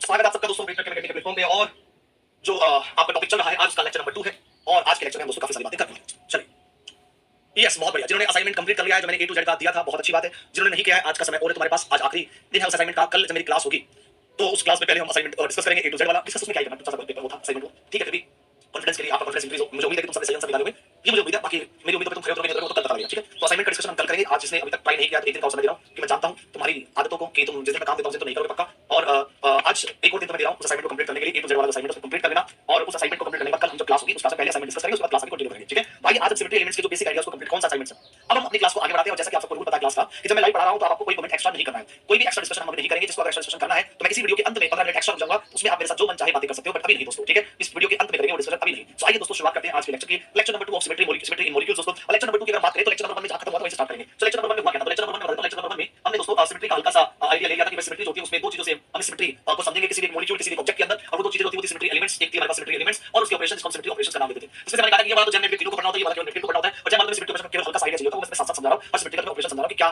दोस्तों उसका सही ऑपरेशन है। जैसे एक्सिस को लेकर रोटेशन ऑपरेशन होता है, प्लेन को लेकर रिफ्लेक्शन ऑपरेशन होता है, सेंटर को लेकर इन्वर्जन ऑपरेशन होता है, वो मैं समझाता हुआ चल रहा हूं। फिर हमने सिमेट्री एलिमेंट्स की शुरुआत की थी लास्ट क्लास में दोस्तों। अब बिल्कुल सीक्वेंस पता होना जरूरी है। सिमेट्री एलिमेंट्स की शुरुआत की थी, और सिमेट्री एलिमेंट्स में दोस्तों सबसे पहले हमने यहां पे एक्सेस ऑफ सिमेट्री का एक एग्जांपल किया था केवल। अभी मैं आपको यानी कि सिमेट्री एलिमेंट्स को समझा रहा हूं थ्रू वन एग्जांपल, एक या दो एग्जांपल के थ्रू समझा रहा हूं कि क्या बना है। फिर जब एक बार आप इन सभी को समझ जाओगे, फिर हम हर मॉलिक्यूल वाइज एक एक मॉलिक्यूल को पढ़ेंगे, और एक मॉलिक्यूल में axes of symmetry, plane of symmetry, centre of symmetry, alternative symmetry, ये सभी निकालेंगे दोस्तों। फिर सेकंड मॉलिक्यूल चलेंगे, उसमें सभी निकालेंगे। इससे पहले सभी को एक बार समझ लेते हैं, फिर मॉलिक्यूल टू मॉलिक्यूल एक साथ सभी सिमेट्री एलिमेंट्स को एक मॉलिक्यूल में चेक आउट करेंगे। सेकंड हमने यहां पे पीओएस को भी समझ लिया था। एक्सेस ऑफ सिमेट्री कैसे समझते भाई, कि हम किसी एक मॉलिक्यूल में एक एक्सेस पास करें, उस एक्सेस के लोग किसी एंगल रोटेशन कराएं, और रोटेशन कराने के बाद इनिशियल और फाइनल स्ट्रक्चर अगर सिमिलर आ गई तो कह देंगे वो एक्सेस एससी एक्सेस कहलाएगी। प्लेन ऑफ सिमेट्री क्या होता है, किसी एक मॉलिक्यूल में हमने प्लेन पास किया और प्लेन के दोनों तरफ मिरर इमेजेस बन गई तो वो पीओएस कहलाएगा। तीसरा हमारे पास सीओएस, ये भी हमने लास्ट क्लास में समझ लिया था। सीओएस क्या था कि भाई किसी भी एक मॉलिक्यूल के अंदर, किसी भी एक मॉलिक्यूल के अंदर दोस्तों अगर हम सेंटर ऑफ सिमेट्री ढूंढ रहे हैं तो कैसे ढूंढेंगे, मैंने कहा था कि रिवर्स काम करिए, रिवर्स काम करिए कि भाई सेंटर से उस मॉलिक्यूल की जितनी भी डायरेक्शंस है, जितनी भी डायरेक्शन मॉलिक्यूल फैला हुआ है, अपोजिट में जाइए। अगर आपको एक भी डायरेक्शन मिल गई जहां अपोजिट में सेम नहीं है तो इक्वल डायरेक्शन कहने के काफी होगी कि यहां सेंटर ऑफ सिमेट्री नहीं है। पर अगर आपको ऐसी कोई भी डायरेक्शन नहीं मिलती है कि अपोजिट में डिफरेंट केस बन रहा हो, यानी कि सारी डायरेक्शंस में अपोजिट में सेम केस बन रहा है, देन उस कैटेगरी में बोल देंगे कि उस मॉलिक्यूल में सेंटर ऑफ सिमेट्री लाई करती है। आइए अब अपने जो हमारा नेक्स्ट सिमेट्री एलिमेंट आप 3 कर चुके थे, चौथा हमारे पास अल्टरनेटिव एक्सिस ऑफ सिमेट्री, उसी की बात मैं करने जा रहा हूं। उसके लिए मुझे पैटर्न में आगे ऐसे कर देता हूं। फोर्थ हमारा अल्टरनेटिव एक्सिस ऑफ सिमेट्री,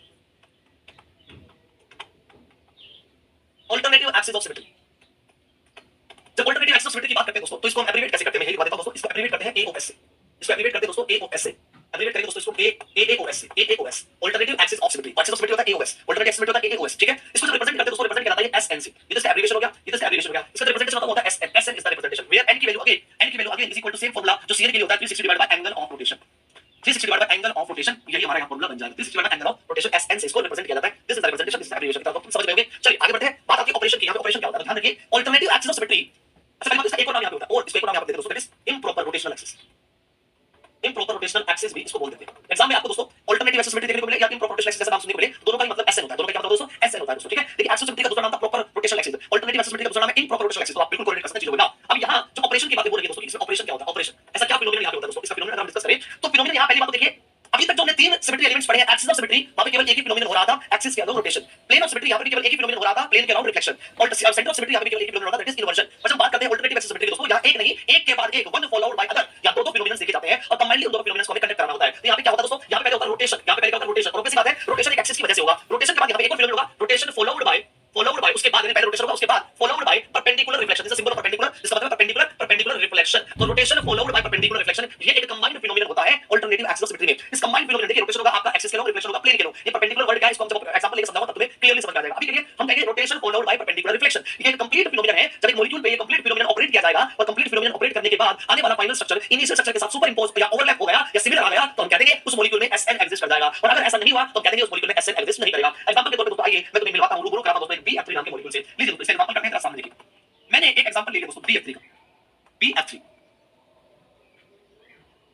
बीएफ3। आइए इस बीएफ3 में एसएन चेक करवाता हूं, या बीएफ3 में दोस्तों मैं एस3 चेक करवा रहा हूं।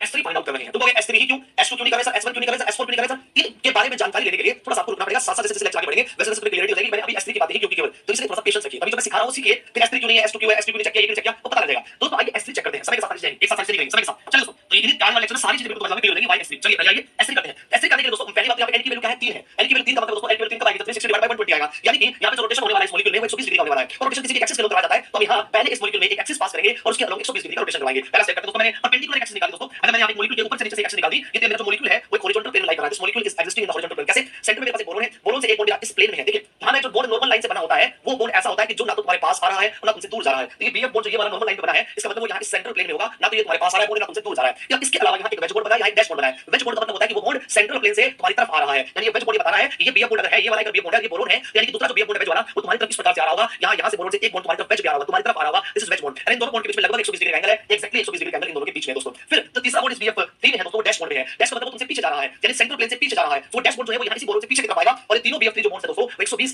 डिग्री के एंगल पाए जाएंगे। 120 और पीछे वाला 120 डिग्री पे है और ये तीनों बीएफ बॉन्ड हॉरिजॉन्टल प्लेन में लाइक कर रहे हैं। इस हॉरिजॉन्टल प्लेन में तीनों बीएफ बॉन्ड लाइक कर रहे हैं, यानी ये पूरे ये तीनों फ्लोरीन और बोरोन, ये चारों जो एटम्स हैं वो एक ही प्लेन में है। तीनों बॉन्ड और चारों एटम एक ही प्लेन में है, या फिर ये कह सकते हैं ये पूरा मॉलिक्यूल जो है वो एक ही प्लेन में है, या एक प्लेनर मॉलिक्यूल है, इसको ऐसा भी बोल सकते हैं। तो बात सुनिए, बोरोन सेंटर में एक बीएफ बॉन्ड ये रहा, ये बीएफ बॉन्ड तुम्हारे पास आ रहा है, दूर जा रहा है, नॉर्मल लाइन पे लेंगे। एक बीएफ बॉन्ड यहाँ 120 डिग्री पे वेज बना दिया, ये बॉन्ड तुम्हारे पास आ रहा है, उसको वेज से रिप्रेजेंट करेंगे। एक बीएफ बॉन्ड 120 डिग्री पीछे बना दिया, ये बॉन्ड तुमसे दूर जा रहा है दोस्तों, इसको डैश बना देंगे, तो आपका बीएफ3 मॉलिक्यूल बन गया। अब इस बीएफ3 मॉलिक्यूल में एक बॉन्ड यहाँ, एक बॉन्ड बाहर, एक बॉन्ड पीछे, उसके सेंटर से ऊपर से नीचे से सेंटर से मैंने एक एक्सिस पास करा दी। तुम लोग यही क्यों करवाई, समय के साथ सीखोगे मेरे साथ। अभी तुम जो सीख रहे हैं क्या, अल्टरनेटिव एक्सिस सिमेट्री, तो वो मैं आपको समझा रहा हूं। धीरे-धीरे कहां से निकालने जितना प्रैक्टिस करेंगे उतना सीख जाएंगे दोस्तों। समय समय कुछ इंपॉर्टेंट बातें बताता जाऊंगा कि कैसे कैसे आप पहचान पाओगे कि यहां से निकालने। तो अभी के लिए सीधी बात करते हैं कि हमने ऊपर से निकाली दोस्तों, ऊपर से निकाल के नीचे से निकाली। अब इस एक्सिस के अलोंग इस हॉरिजॉन्टल मॉलिक्यूल का हमें रोटेशन करवाना है। एक्सिस अगर ऐसी है तो रोटेशन कैसे होगा, तो बाहर की तरफ होगा या पीछे की तरफ होगा, कहीं भी करा तो कोई फर्क नहीं पड़ता। तो ये एक्सिस मेरी है, इस एक्सिस पे 120 डिग्री का रोटेशन करवाना है। क्यों? n की वैल्यू 3 है, उससे एक एंगल ऑफ रोटेशन 120 डिग्री आएगा। सो मैं इस एक्सिस पे मान लीजिए यहां से यहां 120 डिग्री रोटेशन करवा रहा हूं। 120 डिग्री रोटेशन करने से क्या होगा दोस्तों, जब 120 डिग्री रोटेशन कराऊंगा तो हम जानते हैं कि जो एंगल 120 डिग्री है 120 डिग्री एंगल है, 120 डिग्री रोटेट करने पर ये फ्लोरीन इस फ्लोरीन की जगह ले लेगा और पीछे वाले एंगल 120 डिग्री ये वाला फ्लोरीन इस वाले फ्लोरीन की जगह ले लेगा और ये वाला फ्लोरीन इस फ्लोरीन की जगह ले लेगा। हेंस हम कहेंगे तीन बीएफ बॉन्ड्स में 120 डिग्री का एंगल था और मैं इस एक्सिस पे 120 डिग्री घुमाया, तो ये वाला बीएफ बॉन्ड घूम के यहां राइट पे आ जाएगा, ये वाला बीएफ बॉन्ड घूम के पीछे चला जाएगा और ये वाला बीएफ बॉन्ड घूम के यहां सामने आ जाएगा। हेंस 120 डिग्री रोटेशन करने पर, हेंस 120 डिग्री रोटेशन करवाने पर, 120 डिग्री रोटेशन करवाने पर दोस्तों 120 डिग्री इस एक्सिस के रोटेशन करवाने पर मुझे हूबहू यहां ये सिमिलर स्ट्रक्चर ही मिल जाएगी दोस्तों, ऐसी ही सेम स्ट्रक्चर मिल जाएगी, कोई डिफरेंस होगा ही नहीं। ये फ्लोरीन बीएफ बॉन्ड वाला रोटेट होकर यहां आ चुका है, यहां आ चुका है। ये वाला जो है वो दोस्तों डैश पे जा चुका है, डैश पे जा चुका है, डैश वाला वेज पे आ चुका है, बीएफ बॉन्ड यहां आ चुका है। हमारे पास बीएफ बॉन्ड कहां थे, एक बीएफ बॉन्ड ये रहा, एक वेज पे था हॉरिजॉन्टल में, एक डैश पे था। इस एक्सिस के लोग 120 डिग्री बाहर की तरफ रोटेट करवाया, ये जो वेज वाला था 120 डिग्री घूम के यहां से इस जगह पे आ गया होगा। ये वाला बीएफ बॉन्ड 120 डिग्री पीछे से घूम के डैश वाले की जगह चला गया होगा, ये डैश वाला 120 डिग्री घूम के दोस्तों आगे वेज वाले के पास आ गया होगा। यानी तीनों बीएफ बॉन्ड एक दूसरे में बस इंटर कन्वर्ट हो जाएंगे, एक शिफ्ट हो जाएंगे और दोबारा से सेम जैसा ही मॉलिक्यूल मिल जाएगा। ऐसे सिनेरियो में क्योंकि हमें आंसर निकालना है कि इनिशियल फाइनल सेम है या नहीं है, तो मैं इनको नाम देता हूं, उसको स्ट्रक्चर नंबर 1 मान लेता हूं जो कि हमारी इनिशियल स्ट्रक्चर है। This is our initial structure दोस्तों। ये हमारी स्ट्रक्चर नंबर 2 मान लेता हूं दोस्तों। पर क्या ये हमारी फाइनल स्ट्रक्चर है? क्या आंसर है ये हमारी फाइनल स्ट्रक्चर नहीं है। अरे भाई ये तो बस एक हमने ऑपरेशन करवाया, अभी हमने केवल क्या करवाया, रोटेशन। फाइनल स्ट्रक्चर कब आएगी, तभी कंप्लीट ऑपरेशन करवा दिया जाएगा। यानी कि अभी हमारा पेंडिंग है क्या, परपेंडिकुलर रिफ्लेक्शन। जब परपेंडिकुलर रिफ्लेक्शन करवा तो किसका पहले करवाया रोटेशन, अब किसका करवाना है परपेंडिकुलर रिफ्लेक्शन। अब इसका जब परपेंडिकुलर रिफ्लेक्शन करवाऊंगा देन जो स्ट्रक्चर नंबर 3 आएगी, देन जो स्ट्रक्चर नंबर 3 आएगी उस थर्ड स्ट्रक्चर को फाइनल स्ट्रक्चर बोला जाएगा। एंड जो संबंध या जो रिलेशन निकालना होता है, ओवरलैप करके जो देखना होता है, वो इनिशियल और फाइनल को देखना होता है। ये हमारी इनिशियल है, हमारी फाइनल नहीं है। हेंस ये दोनों में से सुपर इंपोज करे या ना करे, ओवरलैप करे या ना करे, इससे कोई फर्क नहीं पड़ता, कोई फर्क नहीं पड़ता। ये सुपर इंपोज करे ना करे, बहुत सारी जगह ऐसे कर जाती है। मैं एग्जांपल नहीं करती स्ट्रक्चर, हेंस हमें से मतलब ही नहीं है, हम चेक भी नहीं करेंगे। सेकंड स्ट्रक्चर को चेक भी नहीं करना, सेकंड स्ट्रक्चर को बनाना है और उसके बाद परपेंडिकुलर रिफ्लेक्शन लेना है और लेने के बाद थर्ड स्ट्रक्चर आएगी, फाइनल स्ट्रक्चर, उसको पहले से कंपेयर करना है कि सिमिलर आई या नहीं आई, इक्विवेलेंट आई या नहीं आई, सुपर इंपोज हुई या नहीं हुई, आपका ओवरलैप करी या नहीं करी, सब सेम चीज है दोस्तों। अगर कर जाए तो हम कहते हैं S3 एग्जिस्ट कर जाएगा, नहीं करे तो S3 एग्जिस्ट नहीं करेगा। तो आइए हम अपना आखिरी जो एक काम है वो भी खत्म कर लेते हैं। रोटेशन तो हमने करवा के ये बना दिया, ये सेम आई ना आई स्ट्रक्चर नंबर 2 कोई फर्क नहीं पड़ता। अब हमें क्या करना है, परपेंडिकुलर रिफ्लेक्शन लेना है। तो यही एक जो चीज है जो बच्चे समझते नहीं है और मैं कह रहा हूं इससे आसान चीज ही नहीं है। तुम तो बेवजह का बेवजह साइकोलॉजिकल बना रहे हो तो ये तो हमें आ ही नहीं सकता। अरे घटिया नहीं घटिया, बस कांसेप्ट पता होना चाहिए। तो what do you mean bye perpendicular reflection. अच्छा बच्चे समझ जाते हैं अल्टरनेटिव एक्सिस में। अरे बच्चे तो चीज है यार, बस आपको ऑपरेशन को फॉलो करने हैं, उन ऑपरेशन को इंडिविजुअली गया रोटेशन, अब हमें करवाना परपेंडिकुलर रिफ्लेक्शन। एक बात है रिफ्लेक्शन बोले तो प्लेन से होगा, तो परपेंडिकुलर रिफ्लेक्शन का मतलब क्या है? परपेंडिकुलर रिफ्लेक्शन मतलब परपेंडिकुलर प्लेन से रिफ्लेक्शन लेनी है। What do you mean bye perpendicular reflection? Perpendicular reflection मतलब है कि परपेंडिकुलर प्लेन से रिफ्लेक्शन लेनी है। अब क्वेश्चन आया कि परपेंडिकुलर प्लेन किसके परपेंडिकुलर होना चाहिए? अरे किसी चीज का परपेंडिकुलर नहीं क्या? मॉलिक्यूल का परपेंडिकुलर होना चाहिए, किसके किसके परपेंडिकुलर हो, तो हम कहेंगे मॉलिक्यूल मॉलिक्यूल भाग गया। हमने जो एक्सिस ऑफ रोटेशन ली थी ना, क्या ली थी? एक्सिस ऑफ रोटेशन जो ली थी स्टार्टिंग में, यहाँ पे जो एक्सिस ली थी, इस एक्सिस के परपेंडिकुलर प्लेन से रिफ्लेक्शन लेनी है, यानी वो प्लेन एक्सिस के परपेंडिकुलर होना चाहिए। उस एक्सिस में और प्लेन के परपेंडिकुलर रिलेशन है। मॉलिक्यूल से मतलब दोस्तों हम कहेंगे इसलिए अगर ऐसा है तो एक्सिस कौन सी थी? एक्सिस सेंटर से जो पास की थी एक्सिस थी, दिस वाज द एक्सिस, ये एक्सिस दोस्तों बोरोन से पास हो रही थी। ये जो एक्सिस थी जो ऊपर से नीचे पास हो रही है, इस एक्सिस के परपेंडिकुलर प्लेन से रिफ्लेक्शन लेने का कैसे लेंगे? आगे जरा समझिए, दोबारा समझाता हूं। बोरोन सेंटर में विजुअलाइज करिए, फ्लोरीन आ रहा, ये बीएफ बॉन्ड है, कौन सा बीएफ बॉन्ड है? ये वाला बीएफ बॉन्ड है। ये बोरोन से बीएफ बॉन्ड बन रहा है, ये बॉन्ड तुम्हारे पास आ रहा है, तुमसे दूर जा रहा है, नॉर्मल लाइन पर रहा है। एक बॉन्ड तुम्हारी तरफ आ रहा होगा, बीएफ का ये डैश हो जाएगा, एक बॉन्ड तुमसे दूर जा रहा होगा, ये डैश हो जाएगा। ये बीएफ मॉलिक्यूल के प्लेन में है। इसके बाद में दोस्तों बोरोन से एक्सिस निकाल के ये हमारी रोटेशनल एक्सिस जो हमने वहां पर रखी है। अब ये जो एक्सिस है ना, इस एक्सिस के परपेंडिकुलर प्लेन से मॉलिक्यूल का रिफ्लेक्शन लेना है। तो ये एक्सिस है तो पहले परपेंडिकुलर प्लेन ढूंढते हैं, अगर ये एक्सिस ऊपर से नीचे है और ये मॉलिक्यूल का हॉरिजॉन्टल प्लेन में है, तो मैं तुमसे कहना चाहता हूं, आइए वन बाय वन, क्या ये प्लेन जो ऊपर से नीचे सामने की तरफ है और ये एक्सिस जो है ऊपर से नीचे, क्या ये परपेंडिकुलर है? क्या ये प्लेन क्या इस एक्सिस के परपेंडिकुलर है? क्या तो बच्चा भी कहेगा नहीं भाई सर, तो पैरेलल है। अच्छा दूसरा एग्जांपल लेते हैं, क्या ये वाला प्लेन आपका परपेंडिकुलर नहीं? ये भी पैरेलल है। अच्छा कोई बात नहीं, पीछे वाला प्लेन लेते हैं, क्या ये परपेंडिकुलर? ये भी पैरेलल है। अच्छा कोई बात नहीं, ये वाला लेंगे, ये भी पैरेलल है। तो परपेंडिकुलर कौन है? परपेंडिकुलर दोस्तों ऊपर वाला लीजिए, जो टक्कर मारा 90 डिग्री लीजिए, ये जो हॉरिजॉन्टल ऊपर वाला प्लेन होगा ये भी परपेंडिकुलर है। या फिर नीचे वाला मॉलिक्यूल के सेंटर में मॉलिक्यूल है, सेंटर के मॉलिक्यूल के ऊपर वाला ये भी परपेंडिकुलर है, या मॉलिक्यूल के नीचे वाला ये भी परपेंडिकुलर है, या मॉलिक्यूल से पास कर लो, ये मॉलिक्यूल से पास होने वाला प्लेन भी परपेंडिकुलर है। तीनों में से कोई भी प्लेन ले लो और तीनों में से कोई भी प्लेन का रिफ्लेक्शन निकाल लो, आंसर सेम ही आएगा। आप प्लेन के इस मॉलिक्यूल के ऊपर वाला भी ले सकते हैं, नीचे वाला परपेंडिकुलर ले सकते हैं, मॉलिक्यूल से पास होने वाला ले सकते हैं, कोई दिक्कत नहीं, आंसर सेम ही आएगा। तो हम कहेंगे दोस्तों अभी क्योंकि हमें समय मतलब उसके हिसाब से वाले करने तो नीचे वाले ये परसेंटेज से आसान वाला दिखाना आसान है, तो मैंने नीचे वाला ले लिया दोस्तों, स्पेस नीचे की तरफ बचा। सो यहाँ मैंने नीचे की तरफ बना दिया एक perpendicular plane. So this was the axis and this was the axis and this was my perpendicular plane, this was my perpendicular plane. Molecule पहले ही परपेंडिकुलर बीच में था, अभी प्लेन नीचे लगा दिया परपेंडिकुलर, तो मिरर इमेज कैसे बनेगी? तो अब बाहर में एक्सिस वाला प्लेन आता है, तो दिस इज द प्लेन। तो प्लेन की इमेज कैसे बनेगी? मॉलिक्यूल ऊपर था, इस प्लेन से जितना दूर मॉलिक्यूल है उतनी दूर पे नीचे रिफ्लेक्शन बन जाएगी दोस्तों। अब रिफ्लेक्शन बनाने का एक रूल होता है दोस्तों, रिफ्लेक्शन बनाने का एक रूल होता है दोस्तों, इधर देख लो भाई, परपेंडिकुलर रिफ्लेक्शन का मतलब ही है कि जो एक्सिस है इस एक्सिस के परपेंडिकुलर प्लेन है, अब वो प्लेन किसी मॉलिक्यूलर प्लेन के परपेंडिकुलर है, पैरेलल आई उससे फर्क नहीं पड़ता। पैरेलल भी आ सकता है, कुछ और कंडीशन भी आ सकता है, नहीं चाहिए सभी पैरेलल हो सकते हैं, हमें चाहिए नहीं, but that is a wrong way to describe the perpendicular reflection. The exact way to describe the perpendicular reflection is you have an axis of rotation, you have axis of rotation and you have a plane perpendicular to this axis। अब ये plane नीचे भी हो सकता है, ये plane molecular plane भी हो सकता है, मॉलिक्यूलर प्लेन भी हो सकता है, जरूरी नहीं पैरेलल हो, वो मॉलिक्यूलर प्लेन भी हो सकता है, ऊपर वाला भी हो सकता है। हमने नीचे वाला ले लिया क्योंकि डायग्राम वाइज हम बनाते हैं तो नीचे वाला ऊपर वाला लेना आसान होता है। जब मैं इसको सॉफ्टवेयर वाइज करवाऊंगा, मैंने कहा था कल मैं सॉफ्टवेयर समझाऊंगा, उसमें वो सेंट्रल प्लेन लेके चलता है, जो मॉलिक्यूल जो सेंटर पर होगा उससे फर्क नहीं पड़ता सेंट्रल है क्या है, भाग गया। It should B perpendicular to the axis, it can be anywhere, down side, up side, central plane में से पास हो रहा हो, मॉलिक्यूल में से पास हो रहा हो, ऊपर से पास हो रहा हो, उससे फर्क नहीं पड़ता, बट कंडीशन इज जो एक्सिस है उसके परपेंडिकुलर होना चाहिए, ठीक है? खैर तो अभी तुम्हें अभी समझ नहीं है, इतना ही कंटेंट आता होगा, तुम जो बातें बोलते हो वो एक हद तक एप्लीकेबल होती है, ठीक है? But the standard content says आपको ये स्पेसिफिक चीजें फॉलो करनी पड़ेगी। उसको सिंपलीफाई करके आप ये कोई भी कॉमन स्टेटमेंट बोल दो, वो कॉमन स्टेटमेंट हर जगह वैलिड नहीं होती है, मॉलिक्यूल टू मॉलिक्यूल वो खराब भी हो सकती है, बहुत सारे सिस्टम पे लग भी सकती है, कुछ सिस्टम में हो सकता है वो नहीं लगेगी, इसीलिए स्टैंडर्ड चीजें सीखो। सीखने के बाद फिर आप कोई भी कंक्लूजन निकालो, बाद में तो निकालते रहो क्वेश्चन सॉल्व करने के लिए, बट सीखो पहले से। Now this is the plane जो मैंने यहां सिलेक्ट किया, मैं इसके अलावा बीच में से ले सकता था, ऊपर से ले सकता था, माय चॉइस।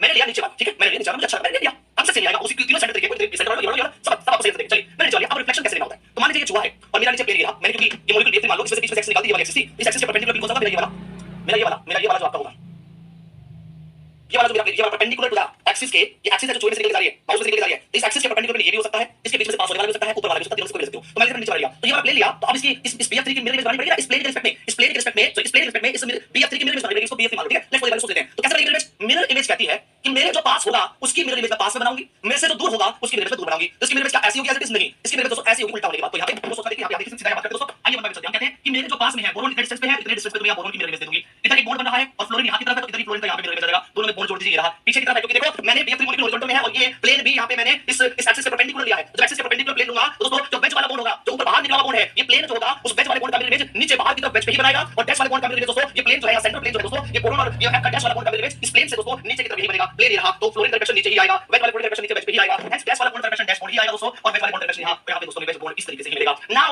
आफ्टर रिफ्लेक्शन ये जो स्ट्रक्चर है इसको बोलेंगे स्ट्रक्चर नंबर 3, और ये जो प्रोसेस हमने करवाया यहां से यहां जो प्रोसेस करवाया इसी को बोलते हैं perpendicular reflection. This is called as perpendicular reflection phenomenon, इसी को बोलते हैं perpendicular reflection. This process is called as perpendicular reflection, perpendicular reflection. तो दिस इज स्ट्रक्चर नंबर, या दिस इज हमारे पास स्ट्रक्चर नंबर 3। और क्या है? जब हमने रोटेशन, दिस इज रोटेशन, ये हमने पहले स्टडी करा है रोटेशन, पहले rotation followed by perpendicular reflection, ये हमारा हो गया। तो ये जो ये फाइनल स्ट्रक्चर आई, थर्ड नंबर स्ट्रक्चर आई, ये after rotation and perpendicular reflection के बाद आई, this structure should be called final structure. And now what is the condition to say कि SN एग्जिस्ट करेगा या नहीं करेगा? उसके लिए हम कहेंगे इनिशियल स्ट्रक्चर और फाइनल स्ट्रक्चर को सुपर इंपोज करके देखिए, ओवरलैप करके देखिए, तो कहां चलेंगे? देखिए BF3 में एक बॉन्ड नॉर्मल है, बेंच पे डैश पे, as it is screen number पे ओवरलैप करेंगे तो हुबहू ओवरलैप करेगी। भाई कौन कहेगा ओवरलैप नहीं करेगी? ये दोनों हुबहू ओवरलैप करेगी, हुबहू ओवरलैप करेगी और ओवरलैप करेगी दोस्तों, तो कहेंगे सुपर इंपोजेबल है। सुपर इंपोजेबल है, दोनों स्ट्रक्चर क्या कहलाती है? सिमिलर स्ट्रक्चर या फिर इक्विवेलेंट स्ट्रक्चर कहलाएगी। And if initial and final structures come to equivalent structures, then हम आसानी से बोल देंगे कि ये जो rotation followed by perpendicular reflection का फिनोमेनन आया, यानी कि ये जो कंप्लीट फिनोमेनन के बाद में इक्विवेलेंट स्ट्रक्चर मिली, इसका मतलब ये है कि यहां पे SN एग्जिस्ट करेगी, और SN में n की वैल्यू क्या होगी? या n की वैल्यू डिसाइड करेगा angle of rotation, angle of rotation 120 degree का है, एंड जब हम बोल देंगे दोस्तों कि हमारे पास n की वैल्यू 120 डिग्री रोटेशन के कॉरस्पॉन्डिंग या S3 होगी, यानी कि यहां पे S3 एग्जिस्ट करेगा। और हम कहते हैं कि दोस्तों Bf3 मॉलिक्यूल में S3 एग्जिस्ट करता है और S3 यहां पे एक ही एग्जिस्ट करता है। सिमेट्री एलिमेंट की जब बात करते हैं तो S3 एक ही होता है। ऑपरेशन की बातें नहीं करें, ऑपरेशन की बातें नेट गेट के बच्चों के साथ में वहां करूंगा जब उनका ग्रुप चैप्टर आएगा तो केवल सिमेट्री एलिमेंट्स की बातें चलेंगी दोस्तों। यहां पे एक S3 सिमेट्री एलिमेंट होता है। Bf3 में हमने सिमेट्री एलिमेंट दिखाई, S3 एग्जिस्ट करता है और कोई Sn यहां पे एग्जिस्ट नहीं करता, S4 नहीं करता, S5 नहीं करता। क्यों नहीं करता? धीरे-धीरे हम जब प्रैक्टिस करेंगे तो और तरीके से समझ में आ जाएगा। अभी कमेंट बॉक्स में टाइप करें क्या आपको ये समझ में आया कैसे Bf3 में S3 एग्जिस्ट करता है। आइए तुम्हें इसका और एहसास कराता हूं। आइए तुम्हें इसका और एहसास कराता हूं। मैंने कहा था उस एहसास को कराने के लिए मैं तुम्हें एक सॉफ्टवेयर सिखाऊंगा। थोड़ा सा गेम खेलेंगे हम लोग आज। एंड सॉफ्टवेयर का नाम है दोस्तों सिमेट्री एट द रेट ऑटोडियन। दोस्तों आपको जब ये सॉफ्टवेयर जो भी मैं तुम्हें सिखा रहा हूं पहले बात इसका नाम है सॉफ्टवेयर का, इस प्रोसेस का नाम है सिमेट्री एट द रेट ऑटोडियन। इसका नाम है दोस्तों सिमेट्री एट द रेट ऑटोडियन। ठीक है, सिमेट्री एट द रेट ऑटोडियन। जब भी आपको दोस्तों ये सॉफ्टवेयर यूज करने को मैं कहूंगा, आपके सेल्फ प्रैक्टिस के लिए भी बहुत जरूरी है, तो आपको गूगल टाइप करना है SYMETRY@OTTEROTTEIN। ये एक सॉफ्टवेयर है। आप गूगल के उस पे जब कीवर्ड टाइप करेंगे सिमेट्री एट द रेट ऑटोडियन, जब गूगल पे ऐसा लिखेंगे एंटर मारेंगे तो इस प्रकार के ऑप्शंस आपके सामने आ जाएंगे। इसमें से पहला ही ऑप्शन आपको क्लिक करना है, ओपन करना है। सिमेट्री एट द रेट ऑटोडियन एक ऑटोडियन यूनिवर्सिटी का एक स्पेसिफिक अवेलेबल फ्री सॉफ्टवेयर है जो आपको इन सिमेट्री एलिमेंट्स और सिमेट्री ऑपरेशन की दुनिया से रूबरू करवाता है। सारी की सारी कहानी आपको समझ में आ जाएगी चंद मिनटों का समय दीजिए। मैंने आपको पहले भी कहा था कि जब तक मैं आपको कमेंट करने को ना बोलूं तो आप सब अपने कमेंट बॉक्स से उंगलियां हटा दिया करो। ठीक है, चुपचाप बैठे रहिए, चुपचाप बैठे रहिए। सिमेट्री एट द रेट ऑटोडियन, इसमें हम क्लिक करेंगे। जैसे मैंने कहा सिमेट्री एट द रेट ऑटोडियन एक ऑटोडियन यूनिवर्सिटी का बहुत बढ़िया प्लेटफॉर्म है जो हमें बहुत बढ़िया तरीके से विजुअलाइज कराता है मॉलिक्यूल्स को। चलिए तो इस जब particular symmetry at the rate ऑटोडियन के लिंक को ओपन करेंगे पहले लिंक को, तो यार इस प्रकार का प्लेटफॉर्म आपको नजर आएगा। यहां पे करना क्या है, सबसे ऊपर होम के बगल में एक ड्रॉप डाउन का ऑप्शन है। इस ड्रॉप डाउन के ऑप्शन पे क्लिक करना है दोस्तों, इस पे क्लिक करना है और यहां पे दोस्तों हमारे पास एक गैलरी का ऑप्शन होगा। इस गैलरी के ऑप्शन पे आपको यहां पे क्लिक करना है। हम यहां से होम के बगल में जो ड्रॉप डाउन का ऑप्शन पे क्लिक करके यहां से गैलरी सेलेक्ट कर लेना। जैसे गैलरी सेलेक्ट कर लेंगे अब आपकी तरफ समझ आ गया। तो गैलरी पे जैसे ही क्लिक करेंगे तो गैलरी पे क्लिक करने पर लेफ्ट हैंड साइड में हमारा सेक्शन हो जाएगा, बीच में एक ब्लैंक सेक्शन आ जाएगा, राइट में ऐसा कुछ सेक्शन आ जाएगा। ध्यान से सुनते रहो, पहले कैसे को यूज करना सीख लो। सो लेफ्ट हैंड साइड में हमने देखा कि यहां पे शॉर्ट मॉलिक्यूल बाय रखा पॉइंट ग्रुप। ठीक है, अब यहां हमें पॉइंट ग्रुप से शॉर्ट करके ड्रॉप डाउन पे क्लिक करना है और शॉर्ट मॉलिक्यूल बाय अल्फाबेट हम कर देंगे। जैसे ही शॉर्ट मॉलिक्यूल बाय अल्फाबेट करेंगे तो जितने भी मॉलिक्यूल्स का यहां पे डाटा स्टोर्ड है ऑलरेडी वो यहां पे शो करना स्टार्ट कर जाएगा। अब क्योंकि हम जो मॉलिक्यूल कर रहे हैं बल्कि मैं जो भी मॉलिक्यूल कर रहा हूं वो तुम्हें इस वेबसाइट पे जरूर देखने को मिलेंगे। और एक असाइनमेंट दूंगा कल के लेक्चर के बाद जिसमें 20 मॉलिक्यूल होंगे जिसके लिए तुम्हें सारा इस सिमेट्री एलिमेंट्स निकालने और 20 के 20 मॉलिक्यूल यहीं पे तुम्हें देखने को मिलेंगे। ताकि ताकि तुम्हें कोई दिक्कत आ रही तो तुम यहां से विजुअलाइज करके उस क्वेश्चन के आंसर दे सको। चलिए अभी हम जा रहे हैं दोस्तों Bf3 के पास। Bf3 का जो नाम होता है आयु पे नाम कर लिया, कॉमन नेम का कुछ भी कर लो दोस्तों, दैट इज बोरोन ट्राइक्लोराइड। तो बोरोन स्टार्टिंग फ्रॉम B। अब ये भी तुम्हारा बोरोन ट्राइक्लोराइड हो गया, ये रहा बोरोन ट्राइक्लोराइड। अब कोई मत कहना कि Bf3 नहीं है, अरे Bf3 का नाम है बोरोन ट्राइक्लोराइड। यहां पे जैसे ही क्लिक करेंगे तो you will get the visualization of the Bf3 molecule. ये रहा Bf3 मॉलिक्यूल। अब सुनिए इसके फायदे क्या है, तो कोई ये तो नॉर्मल ही आपने बनाया है, इसमें क्या क्या फायदा, क्या नुकसान अभी तुम्हें बताऊंगा। फायदा नुकसान आगे तुम थोड़ा सा हम गेम खेलते हैं। Bf3 का मॉलिक्यूल है ऐसे आपका स्क्रीन टच जो मॉलिक्यूल होगा उससे पहले आप इसको दो हाथों से या एक दो उंगली से इसको छोटा भी कर सकते हैं, अपने अकॉर्डिंग इसके साइज को मेंटेन कर सकते हैं। ये मूवेबल एक चीज है और फिर जितना चाहे इसके साथ खेलिए, अलग अलग एंगल पे खेलिए। लो डांस करो, पूरा पूरा पूरा पूरा डांस करो, जहां तुम्हें घुमाना घुमाओ, स्लो घुमाओ और अलग अलग एंगल से इस मॉलिक्यूल को ऑब्जर्व करो। You will get to know कि भाई साहब यहां तो तीनों Bf फ्लोरीन फ्लोरीन फ्लोरीन ये बोरोन है, तीनों Bf3 में 120 120 और 120 डिग्री का एंगल है। All the Bf3 bonds are at 120 degree angle, 120 degree angle पे मेरे पास यहां पे लाइट कर रहा है दोस्तों। अब देखिए बोर्ड से अगर मैं इस Bf3 मॉलिक्यूल को जैसे मैंने तुम्हें कॉपी में बनाया था, बोर्ड में बनाया था, वैसे दिखाने की कोशिश करूं तो ये प्लेनर मॉलिक्यूल है, प्लेनर मॉलिक्यूल कैसे वर्टिकल पोजीशन में और एक प्लेनर मॉलिक्यूल कैसे हॉरिजॉन्टल पोजीशन में दिखाया जा सकता है। तो मैंने इस हॉरिजॉन्टल पोजीशन दिखा दिया जैसा वहां पे मैंने कॉपी में बनाया था, इस प्रकार से मैंने इसको बना दिया। जब मैं इसको ऐसे बनाऊंगा तो ये बोर्ड ना तो तुमसे दूर जा रहा है, तुम्हारे पास आ रहा है, इट्स नॉर्मल Bf बोर्ड। ये वाला बोर्ड तुम देख रहे हो खासकर तुम्हारी तरफ आ रहा है तो ये हमारा वेज Bf बोर्ड कहलाएगा। ये पीछे वाला बोर्ड तुम्हारा तुमसे दूर जा रहा है तो वो तुम्हारा डैश Bf बोर्ड कहलाएगा। नाउ अब इसके अंदर दोस्तों हमें चेक करना है क्या, इसके अंदर चेक करना है S3। We have to check S3। तो उसके लिए क्या करेंगे, फिर हम आएंगे और भी राइट हैंड सेक्शन है, तीन सेक्शन है, एक जगह मॉलिक्यूल्स के नाम है, एक जगह मॉलिक्यूल की स्ट्रक्चर बनेगी, राइट हैंड में सिमेट्री एलिमेंट्स एंड ऑपरेशंस हो जाएंगे। अभी हम केवल सिमेट्री एलिमेंट्स पे जा रहे हैं। सो यहां पे सिमेट्री एलिमेंट्स देखेंगे S3 लिखा हुआ है, S3 के बगल में 2 लिखा हुआ है। सिमेट्री एलिमेंट S3 एक ही होती है, ये जो 2 है वो ऑपरेशंस है। वो नेट के बच्चों के लिए, वो जो नेट के बच्चे ग्रुप 3 में जब आगे चलेंगे दोस्तों ग्रुप 3 में पढ़ेंगे, वहां पे ये 2 की होता है, वहां ऑपरेशंस की बातें होंगी, नंबर ऑफ ऑपरेशंस की बातें होंगी। यहां तुम्हें नहीं करनी है, अभी हम सिर्फ केवल सिमेट्री एलिमेंट पहला हिस्सा समझ रहे हैं। तो दोस्तों यहां पे जैसे ड्रॉप डाउन पे क्लिक करेंगे, जैसे ड्रॉप डाउन पे क्लिक करेंगे आप ऑब्जर्व करोगे S3 के सामने एक ही चेक बॉक्स बना है और आप उस चेक बॉक्स पे क्लिक कर देंगे दोस्तों। जैसे चेक बॉक्स पे क्लिक कर देंगे, मैंने कहा था S3 यानी कि कोई भी Sn जो होता है वो 2 चीजों का कॉम्बिनेशन होता है। वन इज एक्सिस और सेकंड इज द प्लेन, और वो plane perpendicular to the axis होता है। मैं चिल्ला चिल्ला के थक गया, वो जरूरी नहीं पैरेलल हो। देख देख मॉलिक्यूलर प्लेन के, मॉलिक्यूलर प्लेन क्या होता है, जिस प्लेन जो प्लेन मॉलिक्यूल में से पास हो उसको मॉलिक्यूलर प्लेन बोलते हैं। तो ये जो प्लेन यहां पे मैंने लिया है Sn में, ये तो मॉलिक्यूल में से पास हो रहा है, तो molecular plane itself can be Sn का प्लेन। कोई पैरेलल होना फिक्स नहीं है दोस्तों, वो तो एक कंक्लूजन है। Actual condition is you must have a axis and a plane which is perpendicular to the axis, that is the condition of Sn। You must have a axis, आपके पास एक एक्सिस होनी चाहिए और एक प्लेन होना चाहिए जो कि परपेंडिकुलर टू दिस एक्सिस हो। वो प्लेन ऊपर लो, बीच में लो, नीचे लो, आइडियली बीच में ही लिया जाता है। पर जब हम डायग्रामेटिकली कॉपीज में इसको सोल्व करते हैं तो हम अक्सर नीचे ऊपर करके करते हैं ताकि हमारी विजुअलाइजेशन बेहतर बने। ठीक है, और वो बिल्कुल परफेक्ट तरीका, उसमें कोई कमी नहीं है, उसी तरीके से सोल्व किया जाता है। और क्योंकि सॉफ्टवेयर है तो यहां बीच में लेने से कोई प्रॉब्लम नहीं, बीच में लेने से भी किया जा सकता है दोस्तों, सॉफ्टवेयर। अब हम कैसे जानेंगे कि भाई साहब 120 डिग्री रोटेशन कराने पर और 120 डिग्री रोटेशन कराने पर इस एक्सिस के अलोंग देन परपेंडिकुलर रिफ्लेक्शन लेने पर ये मॉलिक्यूल इनिशियल मॉलिक्यूल ही रहेगा। तो आइए उसके लिए भी यहां पे इंतजाम उन्होंने करके रखा है। आपको कुछ नहीं करना, YouTube की तरह जो प्ले बटन होता है वो दबाना है। कैसे दबाना है दोस्तों, सब क्लियर दिख रहा है भाई, सत्यम चौरसिया जी बहुत क्लियर दिख रहा है। और क्लियर देखने के लिए अपनी वीडियो की स्ट्रीमिंग को बैक करो, दोबारा सेलेक्ट करो। सेलेक्ट करते वक्त ऑप्शन आता है कि 360 पिक्सल पे देखना है, 480 पिक्सल पे देखना है, 720 पिक्सल पे देखना है, एचडी में देखना है। तो 720 वाला सेलेक्ट कर ले, तेरी नेट की स्पीड सही होगी तो एचडी पिक्चर आएगा, मेरी गाड़ी के बारे में तुझे दिख जाएगा दोस्तों, ये तो दूर की बात है। आइए आगे चलते हैं, उसके लिए थोड़ा सा टेक्नोलॉजी का यूज करो। YouTube पे वीडियो देखनी होती है फिर भी पूछते हो, फिर तक खुद जूम करके देखते हो, अच्छा दीपिका पादुकोण है, जूम करो। तो 720 पिक्सल चलाते हो, मॉलिक्यूल देखना है सर, सॉफ्टवेयर नहीं आता है।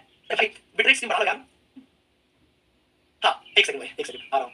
तो यहां पे दोस्तों ये मॉलिक्यूल है, इसमें हम S3 चेक करेंगे। कैसे चेक करेंगे, राइट हैंड साइड में दोस्तों यहां हमारे पास एक प्ले बटन है, पहले वाला प्ले बटन है, इसी पे क्लिक करेंगे और जैसे इस पे क्लिक करेंगे आप महसूस करेंगे कि कुछ हुआ हलचल। दोबारा क्लिक करते हैं, क्लिक करेंगे तो पहले 120 डिग्री पे रोटेशन हो रहा है, दोबारा देखो 120 डिग्री पे रोटेशन, अलग एंगल देख सकते हो, तुम्हारी मर्जी, जहां देखो तुम जिस भी एंगल से देखना चाहो देख सकते हो, इट्स योर चॉइस। तो मैंने इसको तुम्हारा फिर से जो हमारा नॉर्मल एंगल था जिसमें देख रहे थे मॉलिक्यूल को उसी एंगल पे लेके चल रहा हूं। तो मैंने पहले प्ले बटन दबाया तो पहले 120 पे रोटेट हुआ, एक एक Bf कोण आगे शिफ्ट हो गया और दोबारा से वही स्ट्रक्चर बनने का चांस हुआ। बट दोस्तों यहां पे तुम कह रहे हो परपेंडिकुलर रिफ्लेक्शन नजर नहीं आई। दोस्तों यहां परपेंडिकुलर रिफ्लेक्शन हो रही है पर नजर क्यों नहीं आएगी दोस्तों, मैं बताता हूं। देखिए प्ले बटन क्या नीचे मूवमेंट हो रही है पर यहां पे बात कोई मूवमेंट नहीं हुई। आइए इसे मैं इसी को स्क्रॉल करवाता हूं, यही वो प्ले बटन है, धीरे-धीरे इसको दबाओ दोस्तों, देखिए रोटेट रोटेट रोटेट रोटेट, आधा ऑपरेशन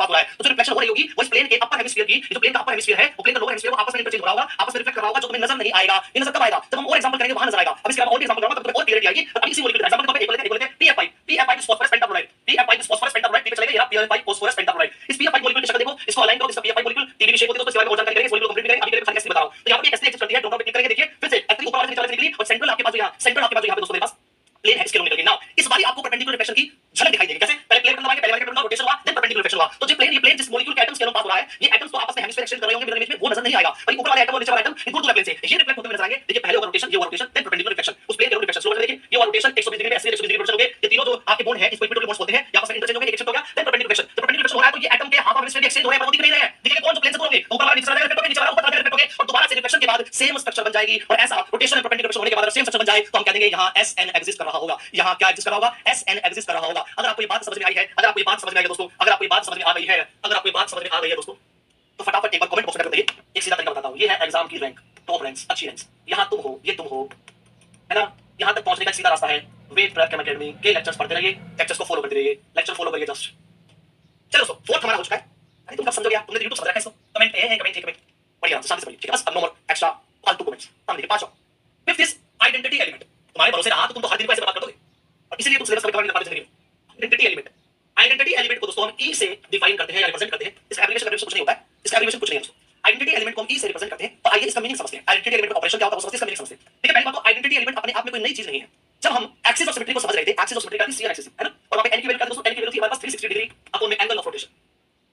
तो दोस्तों यहाँ पे अगर मैं n की वैल्यू 1 ले लूं, इफ आई टेक n की वैल्यू 1, n की वैल्यू 1 कब आएगी? n की वैल्यू 1 तब आएगी जब 360 को 360 से डिवाइड किया जाए, यानी कि एंगल ऑफ रोटेशन उस एक्सिस के अलोंग क्या बन जाएगा? एंगल ऑफ रोटेशन जब 360 डिग्री हो जाएगा, यानी किसी एक एक्सिस के अलोंग 360 डिग्री से तुम रोटेशन करवाओ, 360 को यहां रखो, 360 360 निकल जाएगा, यानी C1 एक्सिस कहलाएगी। दोस्तों मान लीजिए पानी की बोतल है, ठीक है? इस पानी की बोतल में मान लीजिए मैंने ऊपर से एक्सिस निकाला है, तुम कहीं से निकालो, यहां से निकालो, टेढ़ी निकालो, कहीं से निकालो। तो मान लीजिए मैं इस पानी की बोतल से एक्सिस निकाल के बैठा हूं और इस एक्सिस के अलोंग 360 डिग्री रोटेट करूंगा। या फिर पानी की बोतल छोड़, मान लीजिए मैं हूं, तुमने मेरे सर में से लेकर यहां से तुमने एक एक्सिस पास रखी है, एक एक्सिस पास रखी है। चलिए प्लीज यहां से एक एक्सिस पास रखिए दोस्तों, और इस मेरे इस एक्सिस सेंटर मेरे में तुमने एक्सिस पास रखी है, और मेरे एक्सिस के अलोंग तुम रोटेशन करना चाहते हो 360 डिग्री का। तो मैं एक मॉलिक्यूल मेरे में तुमने 360 डिग्री रोटेशन करोगे, कैसे करोगे? तो मैंने एक्सिस पास की इस एक्सिस के अलोंग रोटेट होगा। पहले हुआ 190 डिग्री रोटेशन, इस एक्सिस के अलोंग हुआ 190 डिग्री, फिर हुआ 180 डिग्री, फिर हुआ 270 डिग्री, और फिर हुआ 360 डिग्री। यानी कि जब मैंने इस एक्सिस के अलोंग अपने आप में 360 डिग्री का रोटेशन करवाया तो मेरी इनिशियल स्ट्रक्चर 100% मेरी फाइनल स्ट्रक्चर से सुपर इम्पोज करी है। अरे बात तुम जानते हैं कि 360 पे तो किसी को रोटेट करा दो, कोई भी चीज हमेशा अपने ओरिजिनल पोजीशन पे ही आ जाती है। मैं इस एक्सिस के अलोंग 360 डिग्री घूम के आऊंगा तो मैं चाहता हूं आगे दोबारा से, यानी कि initial and final structure always same आएगी जब आप 360 डिग्री से रोटेशन कराएंगे। हेंस इसका मतलब C1 नाम की जो एक्सिस है, जब 360 से हमेशा ही सेम आएगा। जब तुम्हें उसको मेरे में चेक करो, बॉटम में चेक करो, बॉटम में 360 घुमाओ, सेम ही आ जाएगी। इस चूहे को 360 घुमाओ, 360 घुमाओ, इस चूहे को 360 घुमा के सेम ही आ जाएगा। इस पूरी धरती को 360 घुमा दो, सेम ही आ जाएगी। 360 से इस दुनिया में किसी को भी रोटेट कराया जाए वो हमेशा इनिशियल स्ट्रक्चर पे सुपर इम्पोज करके आएगा, इनिशियल फाइनल सेम ही आएगी। हेंस इसका मतलब ये हुआ कि C1 axis is present in every substance of this earth, of this universe. इस यूनिवर्स में जो भी माइक्रो से लेकर मैक्रो सिस्टम है, उन सभी सिस्टम्स के अंदर C1 एक्सिस जो है वो पाई जाती है। जैसे कि दोस्तों कैसे समझिए, C1 एक्सिस का मतलब हमारे पास क्या हुआ कि दुनिया के सभी चीजों में पाई जाती है। जब C1 दुनिया के सभी चीजों में पाई जाती है तो दोस्तों फिर एक काम करते हैं ना, इसको एक्सिस सिमेट्री रखी क्यों नहीं? जब दुनिया की सभी चीजें पाई जा रही है तो यहाँ इस C1 एक्सिस को अलग से निकाल के एक फिफ्थ सिमेट्री एलिमेंट बना दिया गया, और यही सिमेट्री एलिमेंट कहलाता है आइडेंटिटी एलिमेंट। यानी कि identity element is nothing else, it is equal to C1। CN axis में से C1 एक्सिस होती है वही हमारा आइडेंटिटी एलिमेंट होता है। CN एक्सिस में से जो C1 एक्सिस होती है वही आइडेंटिटी एलिमेंट होता है, क्योंकि दुनिया के हर ऑब्जेक्ट में पाया जाता है। इसलिए इसको हम एक्सिस ऑफ सिमेट्री में कंसीडर ना करके इसको हम अलग से एक आइडेंटिटी एलिमेंट के रूप में डिफाइन कर देते हैं, जो कि हमारा फिफ्थ एलिमेंट के रूप में निकल के सामने आता है दोस्तों। यानी कि जब हम एक्सिस ऑफ सिमेट्री की बात करेंगे तो यानी कि दैट्स मीन इसका मतलब ये हुआ, इसका मतलब ये हुआ कि जब हम एक्सिस ऑफ सिमेट्री की बात करेंगे, when we talk about axis of symmetry, जिसमें हमारे पास C1 C2 C3 ऐसे बहुत सारे एक्सिस ऑफ सिमेट्री लाइक करती है दोस्तों, उनमें से C1 बन जाता है कि यानी कि एक्सिस ऑफ सिमेट्री में हमारी जो शुरुआत होती है वो तो C2 से होती है। C1 एक्सिस ऑफ सिमेट्री का हिस्सा नहीं होता है। जो एक्सिस ऑफ सिमेट्री होती है उसकी शुरुआत कहां से होती है? C2 से होती है। C1 एक्सिस ऑफ सिमेट्री का हिस्सा नहीं होता है। C1 जो है उसको हम अलग से निकाल के आइडेंटिटी एलिमेंट के रूप में रिप्रेजेंट करते हैं। ये बातें हमने तसल्ली से समझ ली। अब आइडिया ऑपरेशन क्या होता है दोस्तों? तो मान लीजिए मैं तुम्हें कह रहा हूं कि भाई मैं 360 डिग्री रोटेट कर रहा हूं, तो तुमने अपनी आंखें खोल रखी है और मैं तुम्हारे सामने रोटेट कर रहा हूं 360 डिग्री, तो मैं हुआ मेरा इनिशियल फाइनल, मेरा इनिशियल ये है, रोटेट हो क्या आया? फाइनल ये है, सुपर इम्पोज हो गया, यानी C1 ने एक्सिस कर रही है। अब मैं तुमसे चाहता हूं इसमें ऑपरेशन बताओ, ऑपरेशन क्या है? देन ऑपरेशन का बताने लगे दोस्तों, तो मैं आपको टास्क देता हूं, लेट्स सपोज कि तुम एक बार के लिए आंखें बंद कर लो। जब तुम एक बार के लिए आंखें बंद करोगे और मैं आंखें बंद करवा के तुमसे जब रोटेट हो गया 360 डिग्री पे, तो तुम ये बता ही नहीं पाओगे कि क्या मैंने 360 का रोटेशन करा है या नहीं करा है। मैं एग्जांपल ले लो कि मान लीजिए मैं ऐसा खड़ा हूं, ठीक है, मैं 360 डिग्री घूम के आया, जब तुम्हें तुम्हारी आंखें में नजर आया कि हां भाई ये घूम के आया इंसान 360 पे, और दोस्तों मैं तुम्हें एग्जांपल देता हूं कि मान लीजिए मैं यहां खड़ा हूं और मैंने कहा आंख बंद कर लो, तो आंख बंद कर ली, मैं 360 डिग्री से घूम के आया और यहां खड़ा हो गया। अब मैंने कहा आंख खोलो, मैं खोली, मैंने कहा मैंने क्या किया है? तुमने कुछ भी नहीं किया, आप तो जहां वही है, आपने तो कुछ भी नहीं किया, कुछ हुआ ही नहीं, आप तो जहां वही है, कुछ भी नहीं हुआ सर। तो मैं कहूंगा नहीं तुमने नहीं देखा, इसका मतलब कुछ क्या है? तो मतलब यहाँ देखने में ऐसा लगता है जब 360 डिग्री से रोटेट कराते करवा रोटेशन है, और रोटेशन करने के बाद कुछ चेंज हुआ ही नहीं पोजीशन में। जब पोजीशन में कोई चेंज ही नहीं हुआ तो यहाँ पे ऑपरेशन के नाम पे बोल देते हैं नथिंग। यहाँ पे ऑपरेशन के नाम पे बोलेंगे तो क्या करेंगे? ऑपरेशन। ऑपरेशन के नाम पे आगे बोलेंगे कुछ नहीं हो रहा, ऑपरेशन यहाँ पे नथिंग, कुछ नहीं हो रहा, देयर इज नो ऑपरेशन, क्योंकि दोस्तों हमें कोई डिफरेंस फील ही नहीं हुआ, कोई पोजीशन में चेंज ही फील नहीं हुआ, इनिशियल फाइनल हमेशा ही सेम आएगी, कोई ऑपरेशन यहाँ पे नहीं होता है। यहाँ ऑपरेशन के नाम पे बना करके कुछ नहीं हुआ, ये तो सेम ही है और कोई फर्क नजर नहीं आता दोस्तों। यहाँ पे नथिंग, यहाँ पे कुछ भी ऑपरेशन नहीं हुआ, नथिंग। तो इसीलिए क्योंकि यहाँ कुछ ऑपरेशन नहीं हुआ तो एग्जामिनर को ये बात पता है, इसलिए यहाँ ये ऑपरेशन नाम का वर्ड डिफाइन करना गलत बात है। गलत तो लिखना गलत, या फिर ऑपरेशन नाम के जो वर्ड है उसको आइडेंटिटी एलिमेंट के लिए डिफाइन ही नहीं करना चाहिए। सो हम यहाँ उसको डिफाइन नहीं करते, हालांकि कहने में उसको नथिंग बोल देते हैं कि ऑपरेशन नथिंग कुछ नहीं हुआ है, बट दोस्तों अक्सर वहाँ पे डिफाइन करने में तो कर दिया हमने, पर वो आइडियली ठीक नहीं है, तो बस इसलिए तुमसे कभी एग्जाम में पूछा भी नहीं जाता। तो एग्जाम में बस इतना बताना चाहिए कि इज इक्वल टू c1 होता है, नथिंग एल्स। दूसरी बात ये बताना चाहिए कि x सिमेट्री की शुरुआत c2 से होती है, c1 से नहीं होती है। ये दोनों बातें समझ में आ गई, और यहीं पे हमारे पांचों सिमेट्री एलिमेंट कवर हुए हैं। सो नाउ हमने अपने पांचों के पांचों सिमेट्री एलिमेंट खत्म कर लिए हैं। दुनिया के हर ऑब्जेक्ट में आइडेंटिटी एलिमेंट पाया जाता है। इस होटल में भी आइडेंटिटी एलिमेंट है, इस चूहे में भी आइडेंटिटी एलिमेंट है, इस धरती के इस बिल्डिंग में भी आइडेंटिटी एलिमेंट है, तुम्हारे भी आइडेंटिटी एलिमेंट है, मेरे भी है, सब में है दोस्तों, आइडेंटिटी एलिमेंट सब में पाया जाता है। तो जब सिमेट्री एलिमेंट्स को हम डिफाइन करेंगे तो हमारे पास पांच सिमेट्री एलिमेंट्स होते हैं। पहला एक्सिस ऑफ सिमेट्री जिसको हम सीएन एक्सिस बोलते हैं, दूसरा प्लेन ऑफ सिमेट्री जिसको हम सिग्मा से रिप्रेजेंट करते हैं दोस्तों, तीसरा सेंटर ऑफ सिमेट्री दोस्तों जिसको हम आई से रिप्रेजेंट करते हैं, चौथा alternative axis of symmetry, alternative axis of symmetry जिसको हम एसएन से रिप्रेजेंट करते हैं, एंड पांचवा हमारा आइडेंटिटी एलिमेंट, पांचवा हमारा आइडेंटिटी एलिमेंट। दोस्तों क्योंकि आइडेंटिटी एलिमेंट का प्राणी, दोस्तों ये जो आइडेंटिटी एलिमेंट नाम का प्राणी है क्योंकि सभी में पाया जाता है, ये जो दुनिया के ऑब्जेक्ट में यार जब ये सभी में पाया जाता है तो बिना कंपैरिजन के लिए इसको यूज कैसे कर सकते हैं? मतलब मान लीजिए एग्जांपल जो हमने स्टार्टिंग में लिया था कल, वही एग्जांपल वापस आते हैं कि मैंने कहा था कि मान लीजिए जब लड़का लेके जाता है, मान लीजिए मैं हूं कोई और है, और इस कंपैरिजन करना हो, तूने कंपैरिजन कैसे किया था? आंखें मैच की थी, नाक मैच किया था, नेक्स्ट मैच किया था, हाइट मैच किया था, ये पैरामीटर यूज किया था। क्या हम जब लड़का लेके जाते हैं तो क्या ब्लड जो हमारे खून दौड़ रहा है उसको तुम ऐसा पैरामीटर यूज करते हो क्या? अरे वो तो मेरे लिए है, वो मेरे लिए है, तो वो तो दोनों में कॉमन है, उसको तुम कैसे पैरामीटर ले सकते हो? इसी वजह से ये आइडेंटिटी एलिमेंट दुनिया के हर ऑब्जेक्ट में है, और जब दुनिया के हर ऑब्जेक्ट में है तो जब हम कंपैरिजन करने जाते हैं कौन सा सिमेट्रिकल कौन सा सिमेट्रिकल, लेकिन तुम्हें पाया जाता है इसको अक्सर हम कंपैरिजन के लिए यूज नहीं करते हैं। और ये फिर ये कह लीजिए ये आइडेंटिटी एलिमेंट हमारी मॉलिक्यूल की जो स्ट्रक्चर या ओरिएंटेशन इन स्पेस होता है उसमें कुछ खास कंट्रीब्यूट भी नहीं करता है। तो यानी कि जब एग्जाम की बातें की जाएगी, एग्जाम में इन टॉपिक की बातें, सॉलिड स्टेट की बात हो या फिर जीरो केमिस्ट्री की बात हो, तो जब इन दो टॉपिक की बात होगी अक्सर इन्हीं चारों से आपका पाना पड़ेगा, और यही चार हमें पढ़नी है, और यही चार हमारी मोस्ट इंपोर्टेंट सिमेट्री एलिमेंट्स कहलाते हैं दोस्तों। एक्सिस सिमेट्री, वेलोसिटी सिमेट्री, यानी क्वेश्चन जो आता है केवल इन्हीं से आता है, और इन्हीं को हम पढ़ेंगे। आइडेंटिटी एलिमेंट सब में होता है, डिस्कशन करेंगे नहीं। यानी आज के बाद इस क्लास में मैं जितने एग्जांपल कराऊंगा, आज के बाद इस क्लास में जितने एग्जांपल कराऊंगा दोस्तों, उन सभी में दोस्तों मैं ये सारे के सारे मैं निकलवाऊंगा, पर इसकी बात हम नहीं करेंगे, बाय डिफॉल्ट नहीं करेंगे क्योंकि सब में प्रेजेंट होता है, तो कंपैरिजन क्या ही करें, हम केवल इन्हीं की बातें करेंगे आज के बाद सारी क्लास में। बट हां वो बच्चे जो नेट गेट के हैं, वो बच्चे जब ग्रुप थ्योरी पढ़ेंगे तो ग्रुप थ्योरी में इस आइडेंटिटी एलिमेंट के बिना वहां काम चलेगा ही नहीं, तो वो ग्रुप थ्योरी जब आएगी तो वहां करेंगे, और ये आइडेंटिटी एलिमेंट वहां थ्योरेटिकली तो नहीं, इमेजिनेशन पॉइंट ऑफ व्यू से नहीं, पर मैथमेटिकली हमें वहां पे बहुत जरूरी एक रूप दिखाएगा अपना, और वहां की बातें वहां पे अभी हमने कहा जो भाई कॉमन बातें वही हम कर रहे हैं। तो हमें अब आज के बाद क्लास में क्या करना है, हमें एक मॉलिक्यूल पकड़ना है, जैसे कि मान लेते हैं BF3 मॉलिक्यूल पकड़ लेते हैं, उसमें बारी-बारी से सारी चीजें चेक करेंगे, एक्सिस ऑफ सिमेट्री चेक करेंगे, प्लेन ऑफ सिमेट्री चेक करेंगे, सेंटर ऑफ सिमेट्री चेक करेंगे, अल्टरनेटिव एक्सिस सिमेट्री चेक करेंगे, और एक-एक नहीं सभी चेक करेंगे। एक्सिस सिमेट्री में केवल C2 नहीं C3 भी चेक करेंगे, C4 भी चेक करेंगे, C5 भी चेक करेंगे, C6 भी चेक करेंगे, प्लेन ऑफ सिमेट्री में सारे प्लेन चेक करेंगे, सेंटर सिमेट्री एक होता है तो होता है नहीं होता है, अल्टरनेटिव सिमेट्री में S1 S2 S3 S4, तो तुम्हारे मन के अंदर उम्र रही थी चीजें, ऐसा हो जाए तो क्या हो जाएगा, ऐसा हो जाए तो क्या हो जाएगा, वो अब काम स्टार्ट होगा। अभी तो मैंने तुम्हें केवल इंट्रोडक्शन दिया था, ये सारा इंट्रोडक्शन हमारा खत्म हो चुका है, और अब हम इन चारों की चीजों को वन बाय वन हर एक मॉलिक्यूल में निकालने जा रहे हैं। तो बताइए यहां तक का कंक्लूजन सबको समझ में आएगा क्या? यहां तक का कंक्लूजन सबको समझ में आएगा? फटाफट कमेंट बॉक्स में टाइप करके बता दीजिए। ओके दोस्तों चलिए अब हम कुछ क्वेश्चन प्रैक्टिस करते हैं। पहले कुछ क्वेश्चन प्रैक्टिस करेंगे, उसके बाद फिर हम दोस्तों जो मैं मॉलिक्यूल्स आपको करवाना चाहता हूं फिर मैं आपको करवाऊंगा दोस्तों। चलिए पहले मॉलिक्यूल से शुरुआत करते हैं। क्वेश्चन मॉलिक्यूल्स जो है वो क्वेश्चन नहीं, तो पहले मैं दूसरा मॉलिक्यूल से शुरुआत करता हूं, एक्टिविटी ज्यादा पड़ेगी। तो आगे अब हम बहुत सारे मॉलिक्यूल्स करने जा रहे हैं, सामने देखते रहिए बस। Now we are going to do 20 molecules, 20 molecules हम करने जा रहे हैं दोस्तों। यहां से चालू होता है आपका असाइनमेंट नंबर 2। असाइनमेंट नंबर 1 था A से लेकर Z तक का, असाइनमेंट नंबर 2 है 20 मॉलिक्यूल्स का, एक 20 मॉलिक्यूल का सेट है, 20 मॉलिक्यूल का सेट है। तो पहले तो असाइनमेंट नंबर 1 ही करिए, जिसका 1 नहीं हुआ कल खत्म करना, फिर असाइनमेंट नंबर 1 डिस्कस करेंगे, और असाइनमेंट नंबर 2 की शुरुआत हो रही है। इस असाइनमेंट नंबर 2 में 20 मॉलिक्यूल है, इसमें से 4 मॉलिक्यूल मैं कराऊंगा, 4 मॉलिक्यूल मैं कराऊंगा, इसमें से आउट ऑफ दिस 20 4 मॉलिक्यूल मैं कराऊंगा। कौन-कौन से? BF3 में कराऊंगा, मतलब मैं यहां प्रॉपर सोल्व कराऊंगा, BF5 में कराऊंगा दोस्तों, इसके अलावा एलिन नाम का मॉलिक्यूल मैं कराऊंगा, इसके अलावा मीथेन नाम का मॉलिक्यूल मैं कराऊंगा। इन चारों मॉलिक्यूल्स के complete discussion, axis of symmetry के सभी एक्सिस का discussion, C2 C3 C4 C5, plane of symmetry के सभी प्लेन का डिस्कशन, सेंटर ऑफ सिमेट्री है या नहीं का डिस्कशन, अल्टरनेटिव एक्सिस सिमेट्री के सभी एक्सिस का डिस्कशन, वो सारे मैं कराऊंगा यहां पे। और जब ये चारों मैं करवा दूं उसके बाद जो कि आने वाली 2 क्लास में खत्म होंगे, आज की क्लास और अगली क्लास में भी, और सेकंड क्लास में क्या पता नहीं तो कल शाम तक कल की क्लास में खत्म हो जाएगा 4 मॉलिक्यूल्स। इन 4 मॉलिक्यूल्स को करने के बाद बचे हुए 16 मॉलिक्यूल्स, इसमें से बचे हुए 16 मॉलिक्यूल्स को जैसे ही 4 मॉलिक्यूल्स खत्म हो जाएंगे तो वो एक जो असाइनमेंट का PDF है वो आपके बैच में अपलोड कर दूंगा। अभी उसके लिए कोई भी माताफोड़ी नहीं करेगा, यानी कि पूछा पाछी नहीं करेगा। कब करवाना है, कब अपलोड कराऊंगा? जब ये 4 मॉलिक्यूल खत्म हो जाएंगे। तो जब ये 4 मॉलिक्यूल खत्म हो जाएंगे उसके बाद 20 मॉलिक्यूल का असाइनमेंट मैं अपलोड कराऊंगा। बाकी 16 मॉलिक्यूल तुम्हें खुद से घर पे ट्राई करने हैं, फिर उन 16 मॉलिक्यूल का एक-एक करके हम क्लास में कंप्लीट डिस्कशन करेंगे, और उन 16 मॉलिक्यूल में किसी भी बच्चे को दिक्कत है तो कंप्लीट हम यहां क्लास में सीखेंगे। अगर आपने ये 20 मॉलिक्यूल कर लिए, अगर आपने ये 20 मॉलिक्यूल कर लिए तो ये सिमेट्री एलिमेंट्स की जो कहानी है उसमें इमेजिनेशन आपकी यहां से यहां पहुंच जाएगी, नेक्स्ट लेवल चली जाएगी, और फिर किसी भी क्वेश्चन को आप डील करने में आगे जितने भी प्रीवियस क्वेश्चन में कराऊंगा जो इस टॉपिक से आए हुए हैं उन क्वेश्चन को करने में आपको हल्का सा भी डर फील नहीं होगा, बल्कि वो क्वेश्चन आपको बच्चों जैसे क्वेश्चन लगेंगे। क्योंकि इस 20 मॉलिक्यूल में मैंने आसान से आसान और डिफिकल्ट से डिफिकल्ट सभी एग्जांपल डाले हैं, तो आसानी से इनकी इमेजिनेशन आपको समझ आ गई तो बाकी कहानी तो बल्ले बल्ले दोस्तों। चलिए अब हम आगे चलते हैं, वन बाय वन अपने मॉलिक्यूल जो 4 मॉलिक्यूल को कवर करेंगे। सो सबसे पहला जो मॉलिक्यूल हमारे पास दोस्तों that is BF3 molecule. BF3 molecule की बातें हम करेंगे कंप्लीट तरीके से, बस सामने देखिए, कोई भी कमेंट बॉक्स में कुछ भी टाइप नहीं करेगा, प्लीज सामने देखिए। चलिए BF3 मॉलिक्यूल हमारा पहला मॉलिक्यूल, शांति से बैठे रहिए। देखिए जब BF3 मॉलिक्यूल की शेप की बात है तो उसको मैं कई तरीके से दिखा सकता हूं। मान लीजिए मैंने BF3 मॉलिक्यूल वर्टिकल मोड में दिखाया ऐसे, जब वर्टिकल मोड में दिखा रहा हूं मतलब सारे जो बॉन्ड है वो नॉर्मल दिखा रहा हूं, it's normal bond, normal bond, normal bond. Normal bond का मतलब होता है कि ये सारे जो बॉन्ड है वो इस वर्टिकल प्लेन में है, ना तो तुम्हारे पास आ रहे हैं ना तुमसे दूर जा रहे हैं। ये तीनों के तीनों जो BF3 बॉन्ड्स है दोस्तों, एक बार मैं कुछ तो पहले आता हूं, उससे हमारी कहानी पूरा समझिए। तो पास देखिए पढ़िए,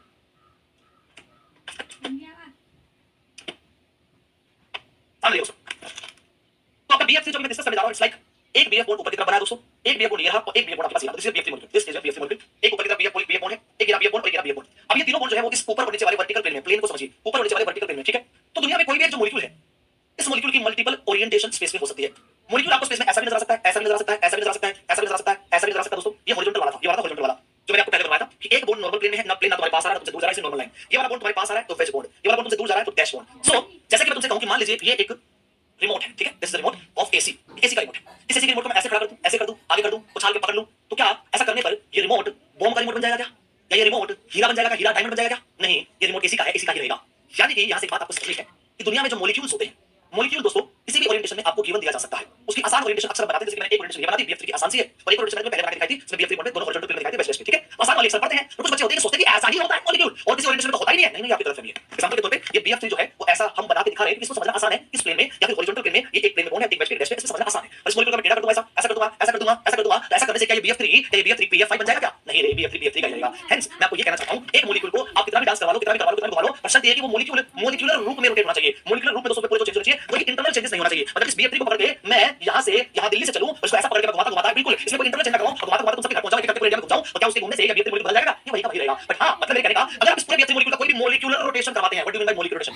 मॉलिक्यूलर रोटेशन इज ये पूरा मॉलिक्यूल कांस्टेंट है, और इसको पकड़ के किसी भी डायरेक्शन में कोई भी एंगल पे घुमा दो दोस्तों, ये मॉलिक्यूल मॉलिक्यूल रहेगा, BF3 का BF3 रहेगा, इसमें कोई फर्क नहीं आएगा। तो दोस्तों यानी कि एक मॉलिक्यूल को अगर मॉलिक्यूलर रोटेशन करवाते हैं और अलग-अलग ओरिएंटेशन में स्पेस रखेंगे, वो सारी ओरिएंटेशन एक ही मॉलिक्यूल BF3 को ही रिप्रेजेंट करती है। बट अगर हां, मैंने इसमें इंटरनल चेंजेस करवा दिए, इसके एक बॉन्ड को पकड़ा और इसका बॉन्ड एंगल बदल गया ऐसा, अब ये BF3 आपका BF3 नहीं बचेगा, ये BF3 का कोई और ओरिएंटेशन या BF3 का कुछ और आइसोमर टाइप का कैटेगरी बन चुका होगा, ये BF3 आपका ओरिजिनल मॉलिक्यूल नहीं बचेगा। तो मेरा कहना आपसे ये है दोस्तों, एक मॉलिक्यूल का ओवरऑल कोई भी मॉलिक्यूल रोटेशन करवाओ दोस्तों, मॉलिक्यूल सेम ही रहता है, उसमें कोई फर्क नहीं आता है अनटिल अनलेस उसमें इंटरनल चेंजेस करवा दो। इंटरनल चेंजेस कराने से क्या पता वो मॉलिक्यूल सेम मॉलिक्यूल फॉर्मूले का डिफरेंट स्ट्रक्चर बना ले, यानी कि आइसोमर बना ले। दोस्तों यहां पे आइसोमर की बातें नहीं कर रहे, मैं आपको सिर्फ ओरिएंटेशन समझा रहा था कि a molecule can be represented in multiple orientation. Example के तौर पर देखिए, बोतल को मैं सीधा खड़ा करके दिखा सकता हूं, ये बोतल ऐसे करके दिखा सकता हूं, ये बोतल तुम्हारे से दिखा सकता हूं, ये बोतल ऐसे दिखा सकता हूं, बोतल तो बोतल ही रहेगी यार।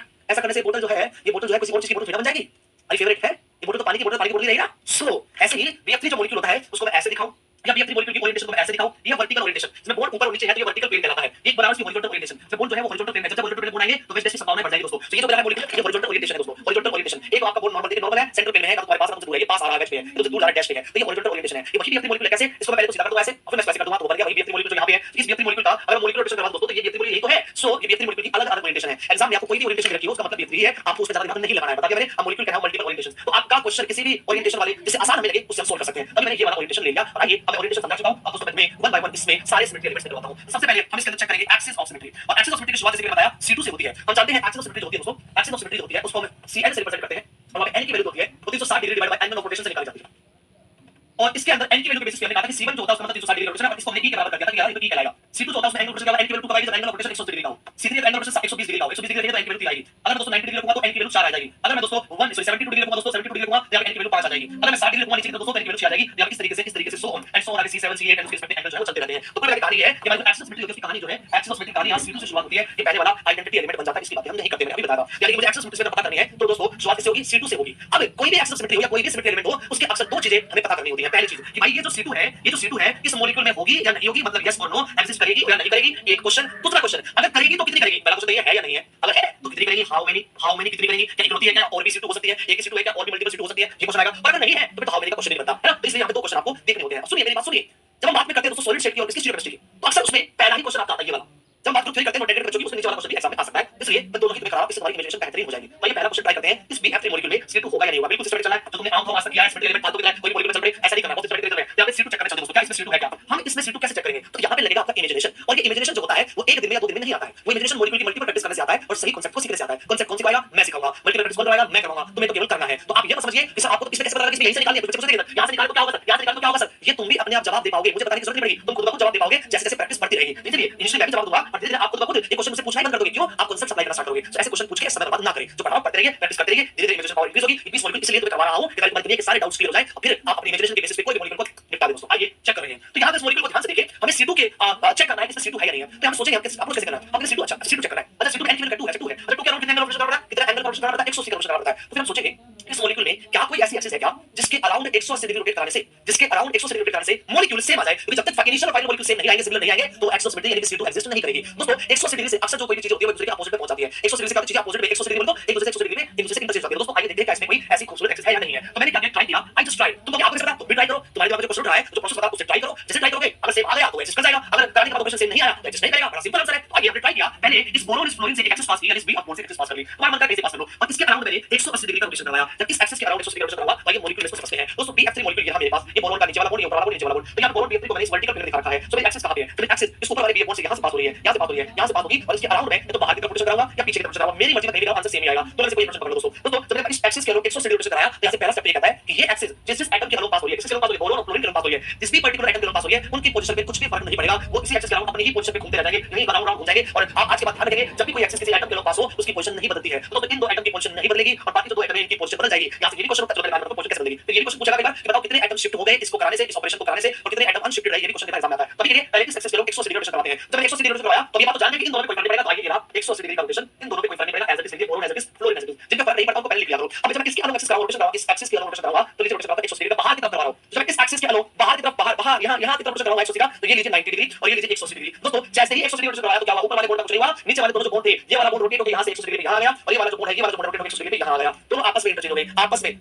में इंटरचेंज हो गए, आपस में इंटरचेंज हो गए। ये दोनों ये वाला आइटम यहां सामने से, ये पीछे से चला गया यहां पे, ये दोनों फ्लोरीन आइटम है वो आपस में इंटरचेंज हो गए, तब कहेंगे ये फ्लोरीन जो होगा वो रोटेट होकर 180 डिग्री यहां आ जाएगा, और ये फ्लोरीन पीछे से रोटेट होकर पीछे से ये वाला भाई साहब रोटेट होकर यहां आ गया दोस्तों, अरे हां यहां आया, और ये भाई साहब पीछे से रोटेट होकर 180 डिग्री पाथ फॉलो करके दोनों आइटम आपस में इंटरचेंज हो चुके हैं, दोनों बोर्ड आपस में इंटरचेंज हो गए, इस तरीके से एक दूसरे की पोजीशन ले ली दोस्तों, और आपस में अगर इंटरचेंज हो गए तो फाइनल स्ट्रक्चर बनेगी, तो हम कह देंगे ये वाला बोर्ड घूम के राइट हैंड साइड में आ चुका है, आ गया इसकी पोजीशन ले ली, ये वाला बोर्ड पीछे से घूम के लेफ्ट हैंड साइड में आ चुका है, आ गया इसकी पोजीशन ले ली, प्रैक्टिस करने से ये बन गई हमारी स्ट्रक्चर नंबर 1 इनिशियल स्ट्रक्चर, और ये बन गई दोस्तों हमारी स्ट्रक्चर नंबर 2 फाइनल स्ट्रक्चर। और इनिशियल फाइनल स्ट्रक्चर में अब हम जब ओवरलैपिंग कंडीशन सुपर इंपोसिबिलिटी चेक करेंगे तो साफ साफ नजर आ रहा है ये भी हुबहू इसके ऊपर ओवरलैप कर रहा है, हुबहू सुपर इंपोज कर रहा है। अगर ये सुपर इंपोज कर रहे हैं, सुपर इंपोजेबल है, तो हम कह देंगे ये इक्विवेलेंट स्ट्रक्चर्स कहलाएंगे, सिमिलर स्ट्रक्चर्स कहलाएंगे। If the structure initial and final are similar then हम बड़ी खुले में कह सकते हैं ये एक्सिस, ये मामूली एक्सिस अब सीएन एक्सिस कहलाएगी, और angle of rotation 180 degree corresponding ये C2 एक्सिस कहलाएगी। तो हमारा पहला क्वेश्चन क्लियर हो गया, क्या ये C2 होगी या नहीं होगी, आंसर है यस होगी होगी होगी। अच्छा अगला क्वेश्चन होगी तो क्या ये इक्वल होगी और नहीं होगी क्या, हां आइए चेक कर लेते हैं दोस्तों। तो यहां से हमें एक ऑब्जर्वेशन, देखिए आप लोग साइंटिस्ट लोग हैं, धीरे कल को जब आप एमएससी कंप्लीट करेंगे, आप से कुछ लोग पीएचडी कर जाएंगे, और कुछ लोग दोस्तों किसी न किसी जगह पे आरएनडी के डिपार्टमेंट में काम करेंगे, केमिस्ट्री लोगों का सिलेक्शन का यही होता है। सो जब हम साइंटिस्ट लोगों की बात करते हैं तो वहां पे हमारी बहुत कॉमन एक प्रोसेस होता है, प्रोसेस कहलाता है ऑब्जर्वेशन।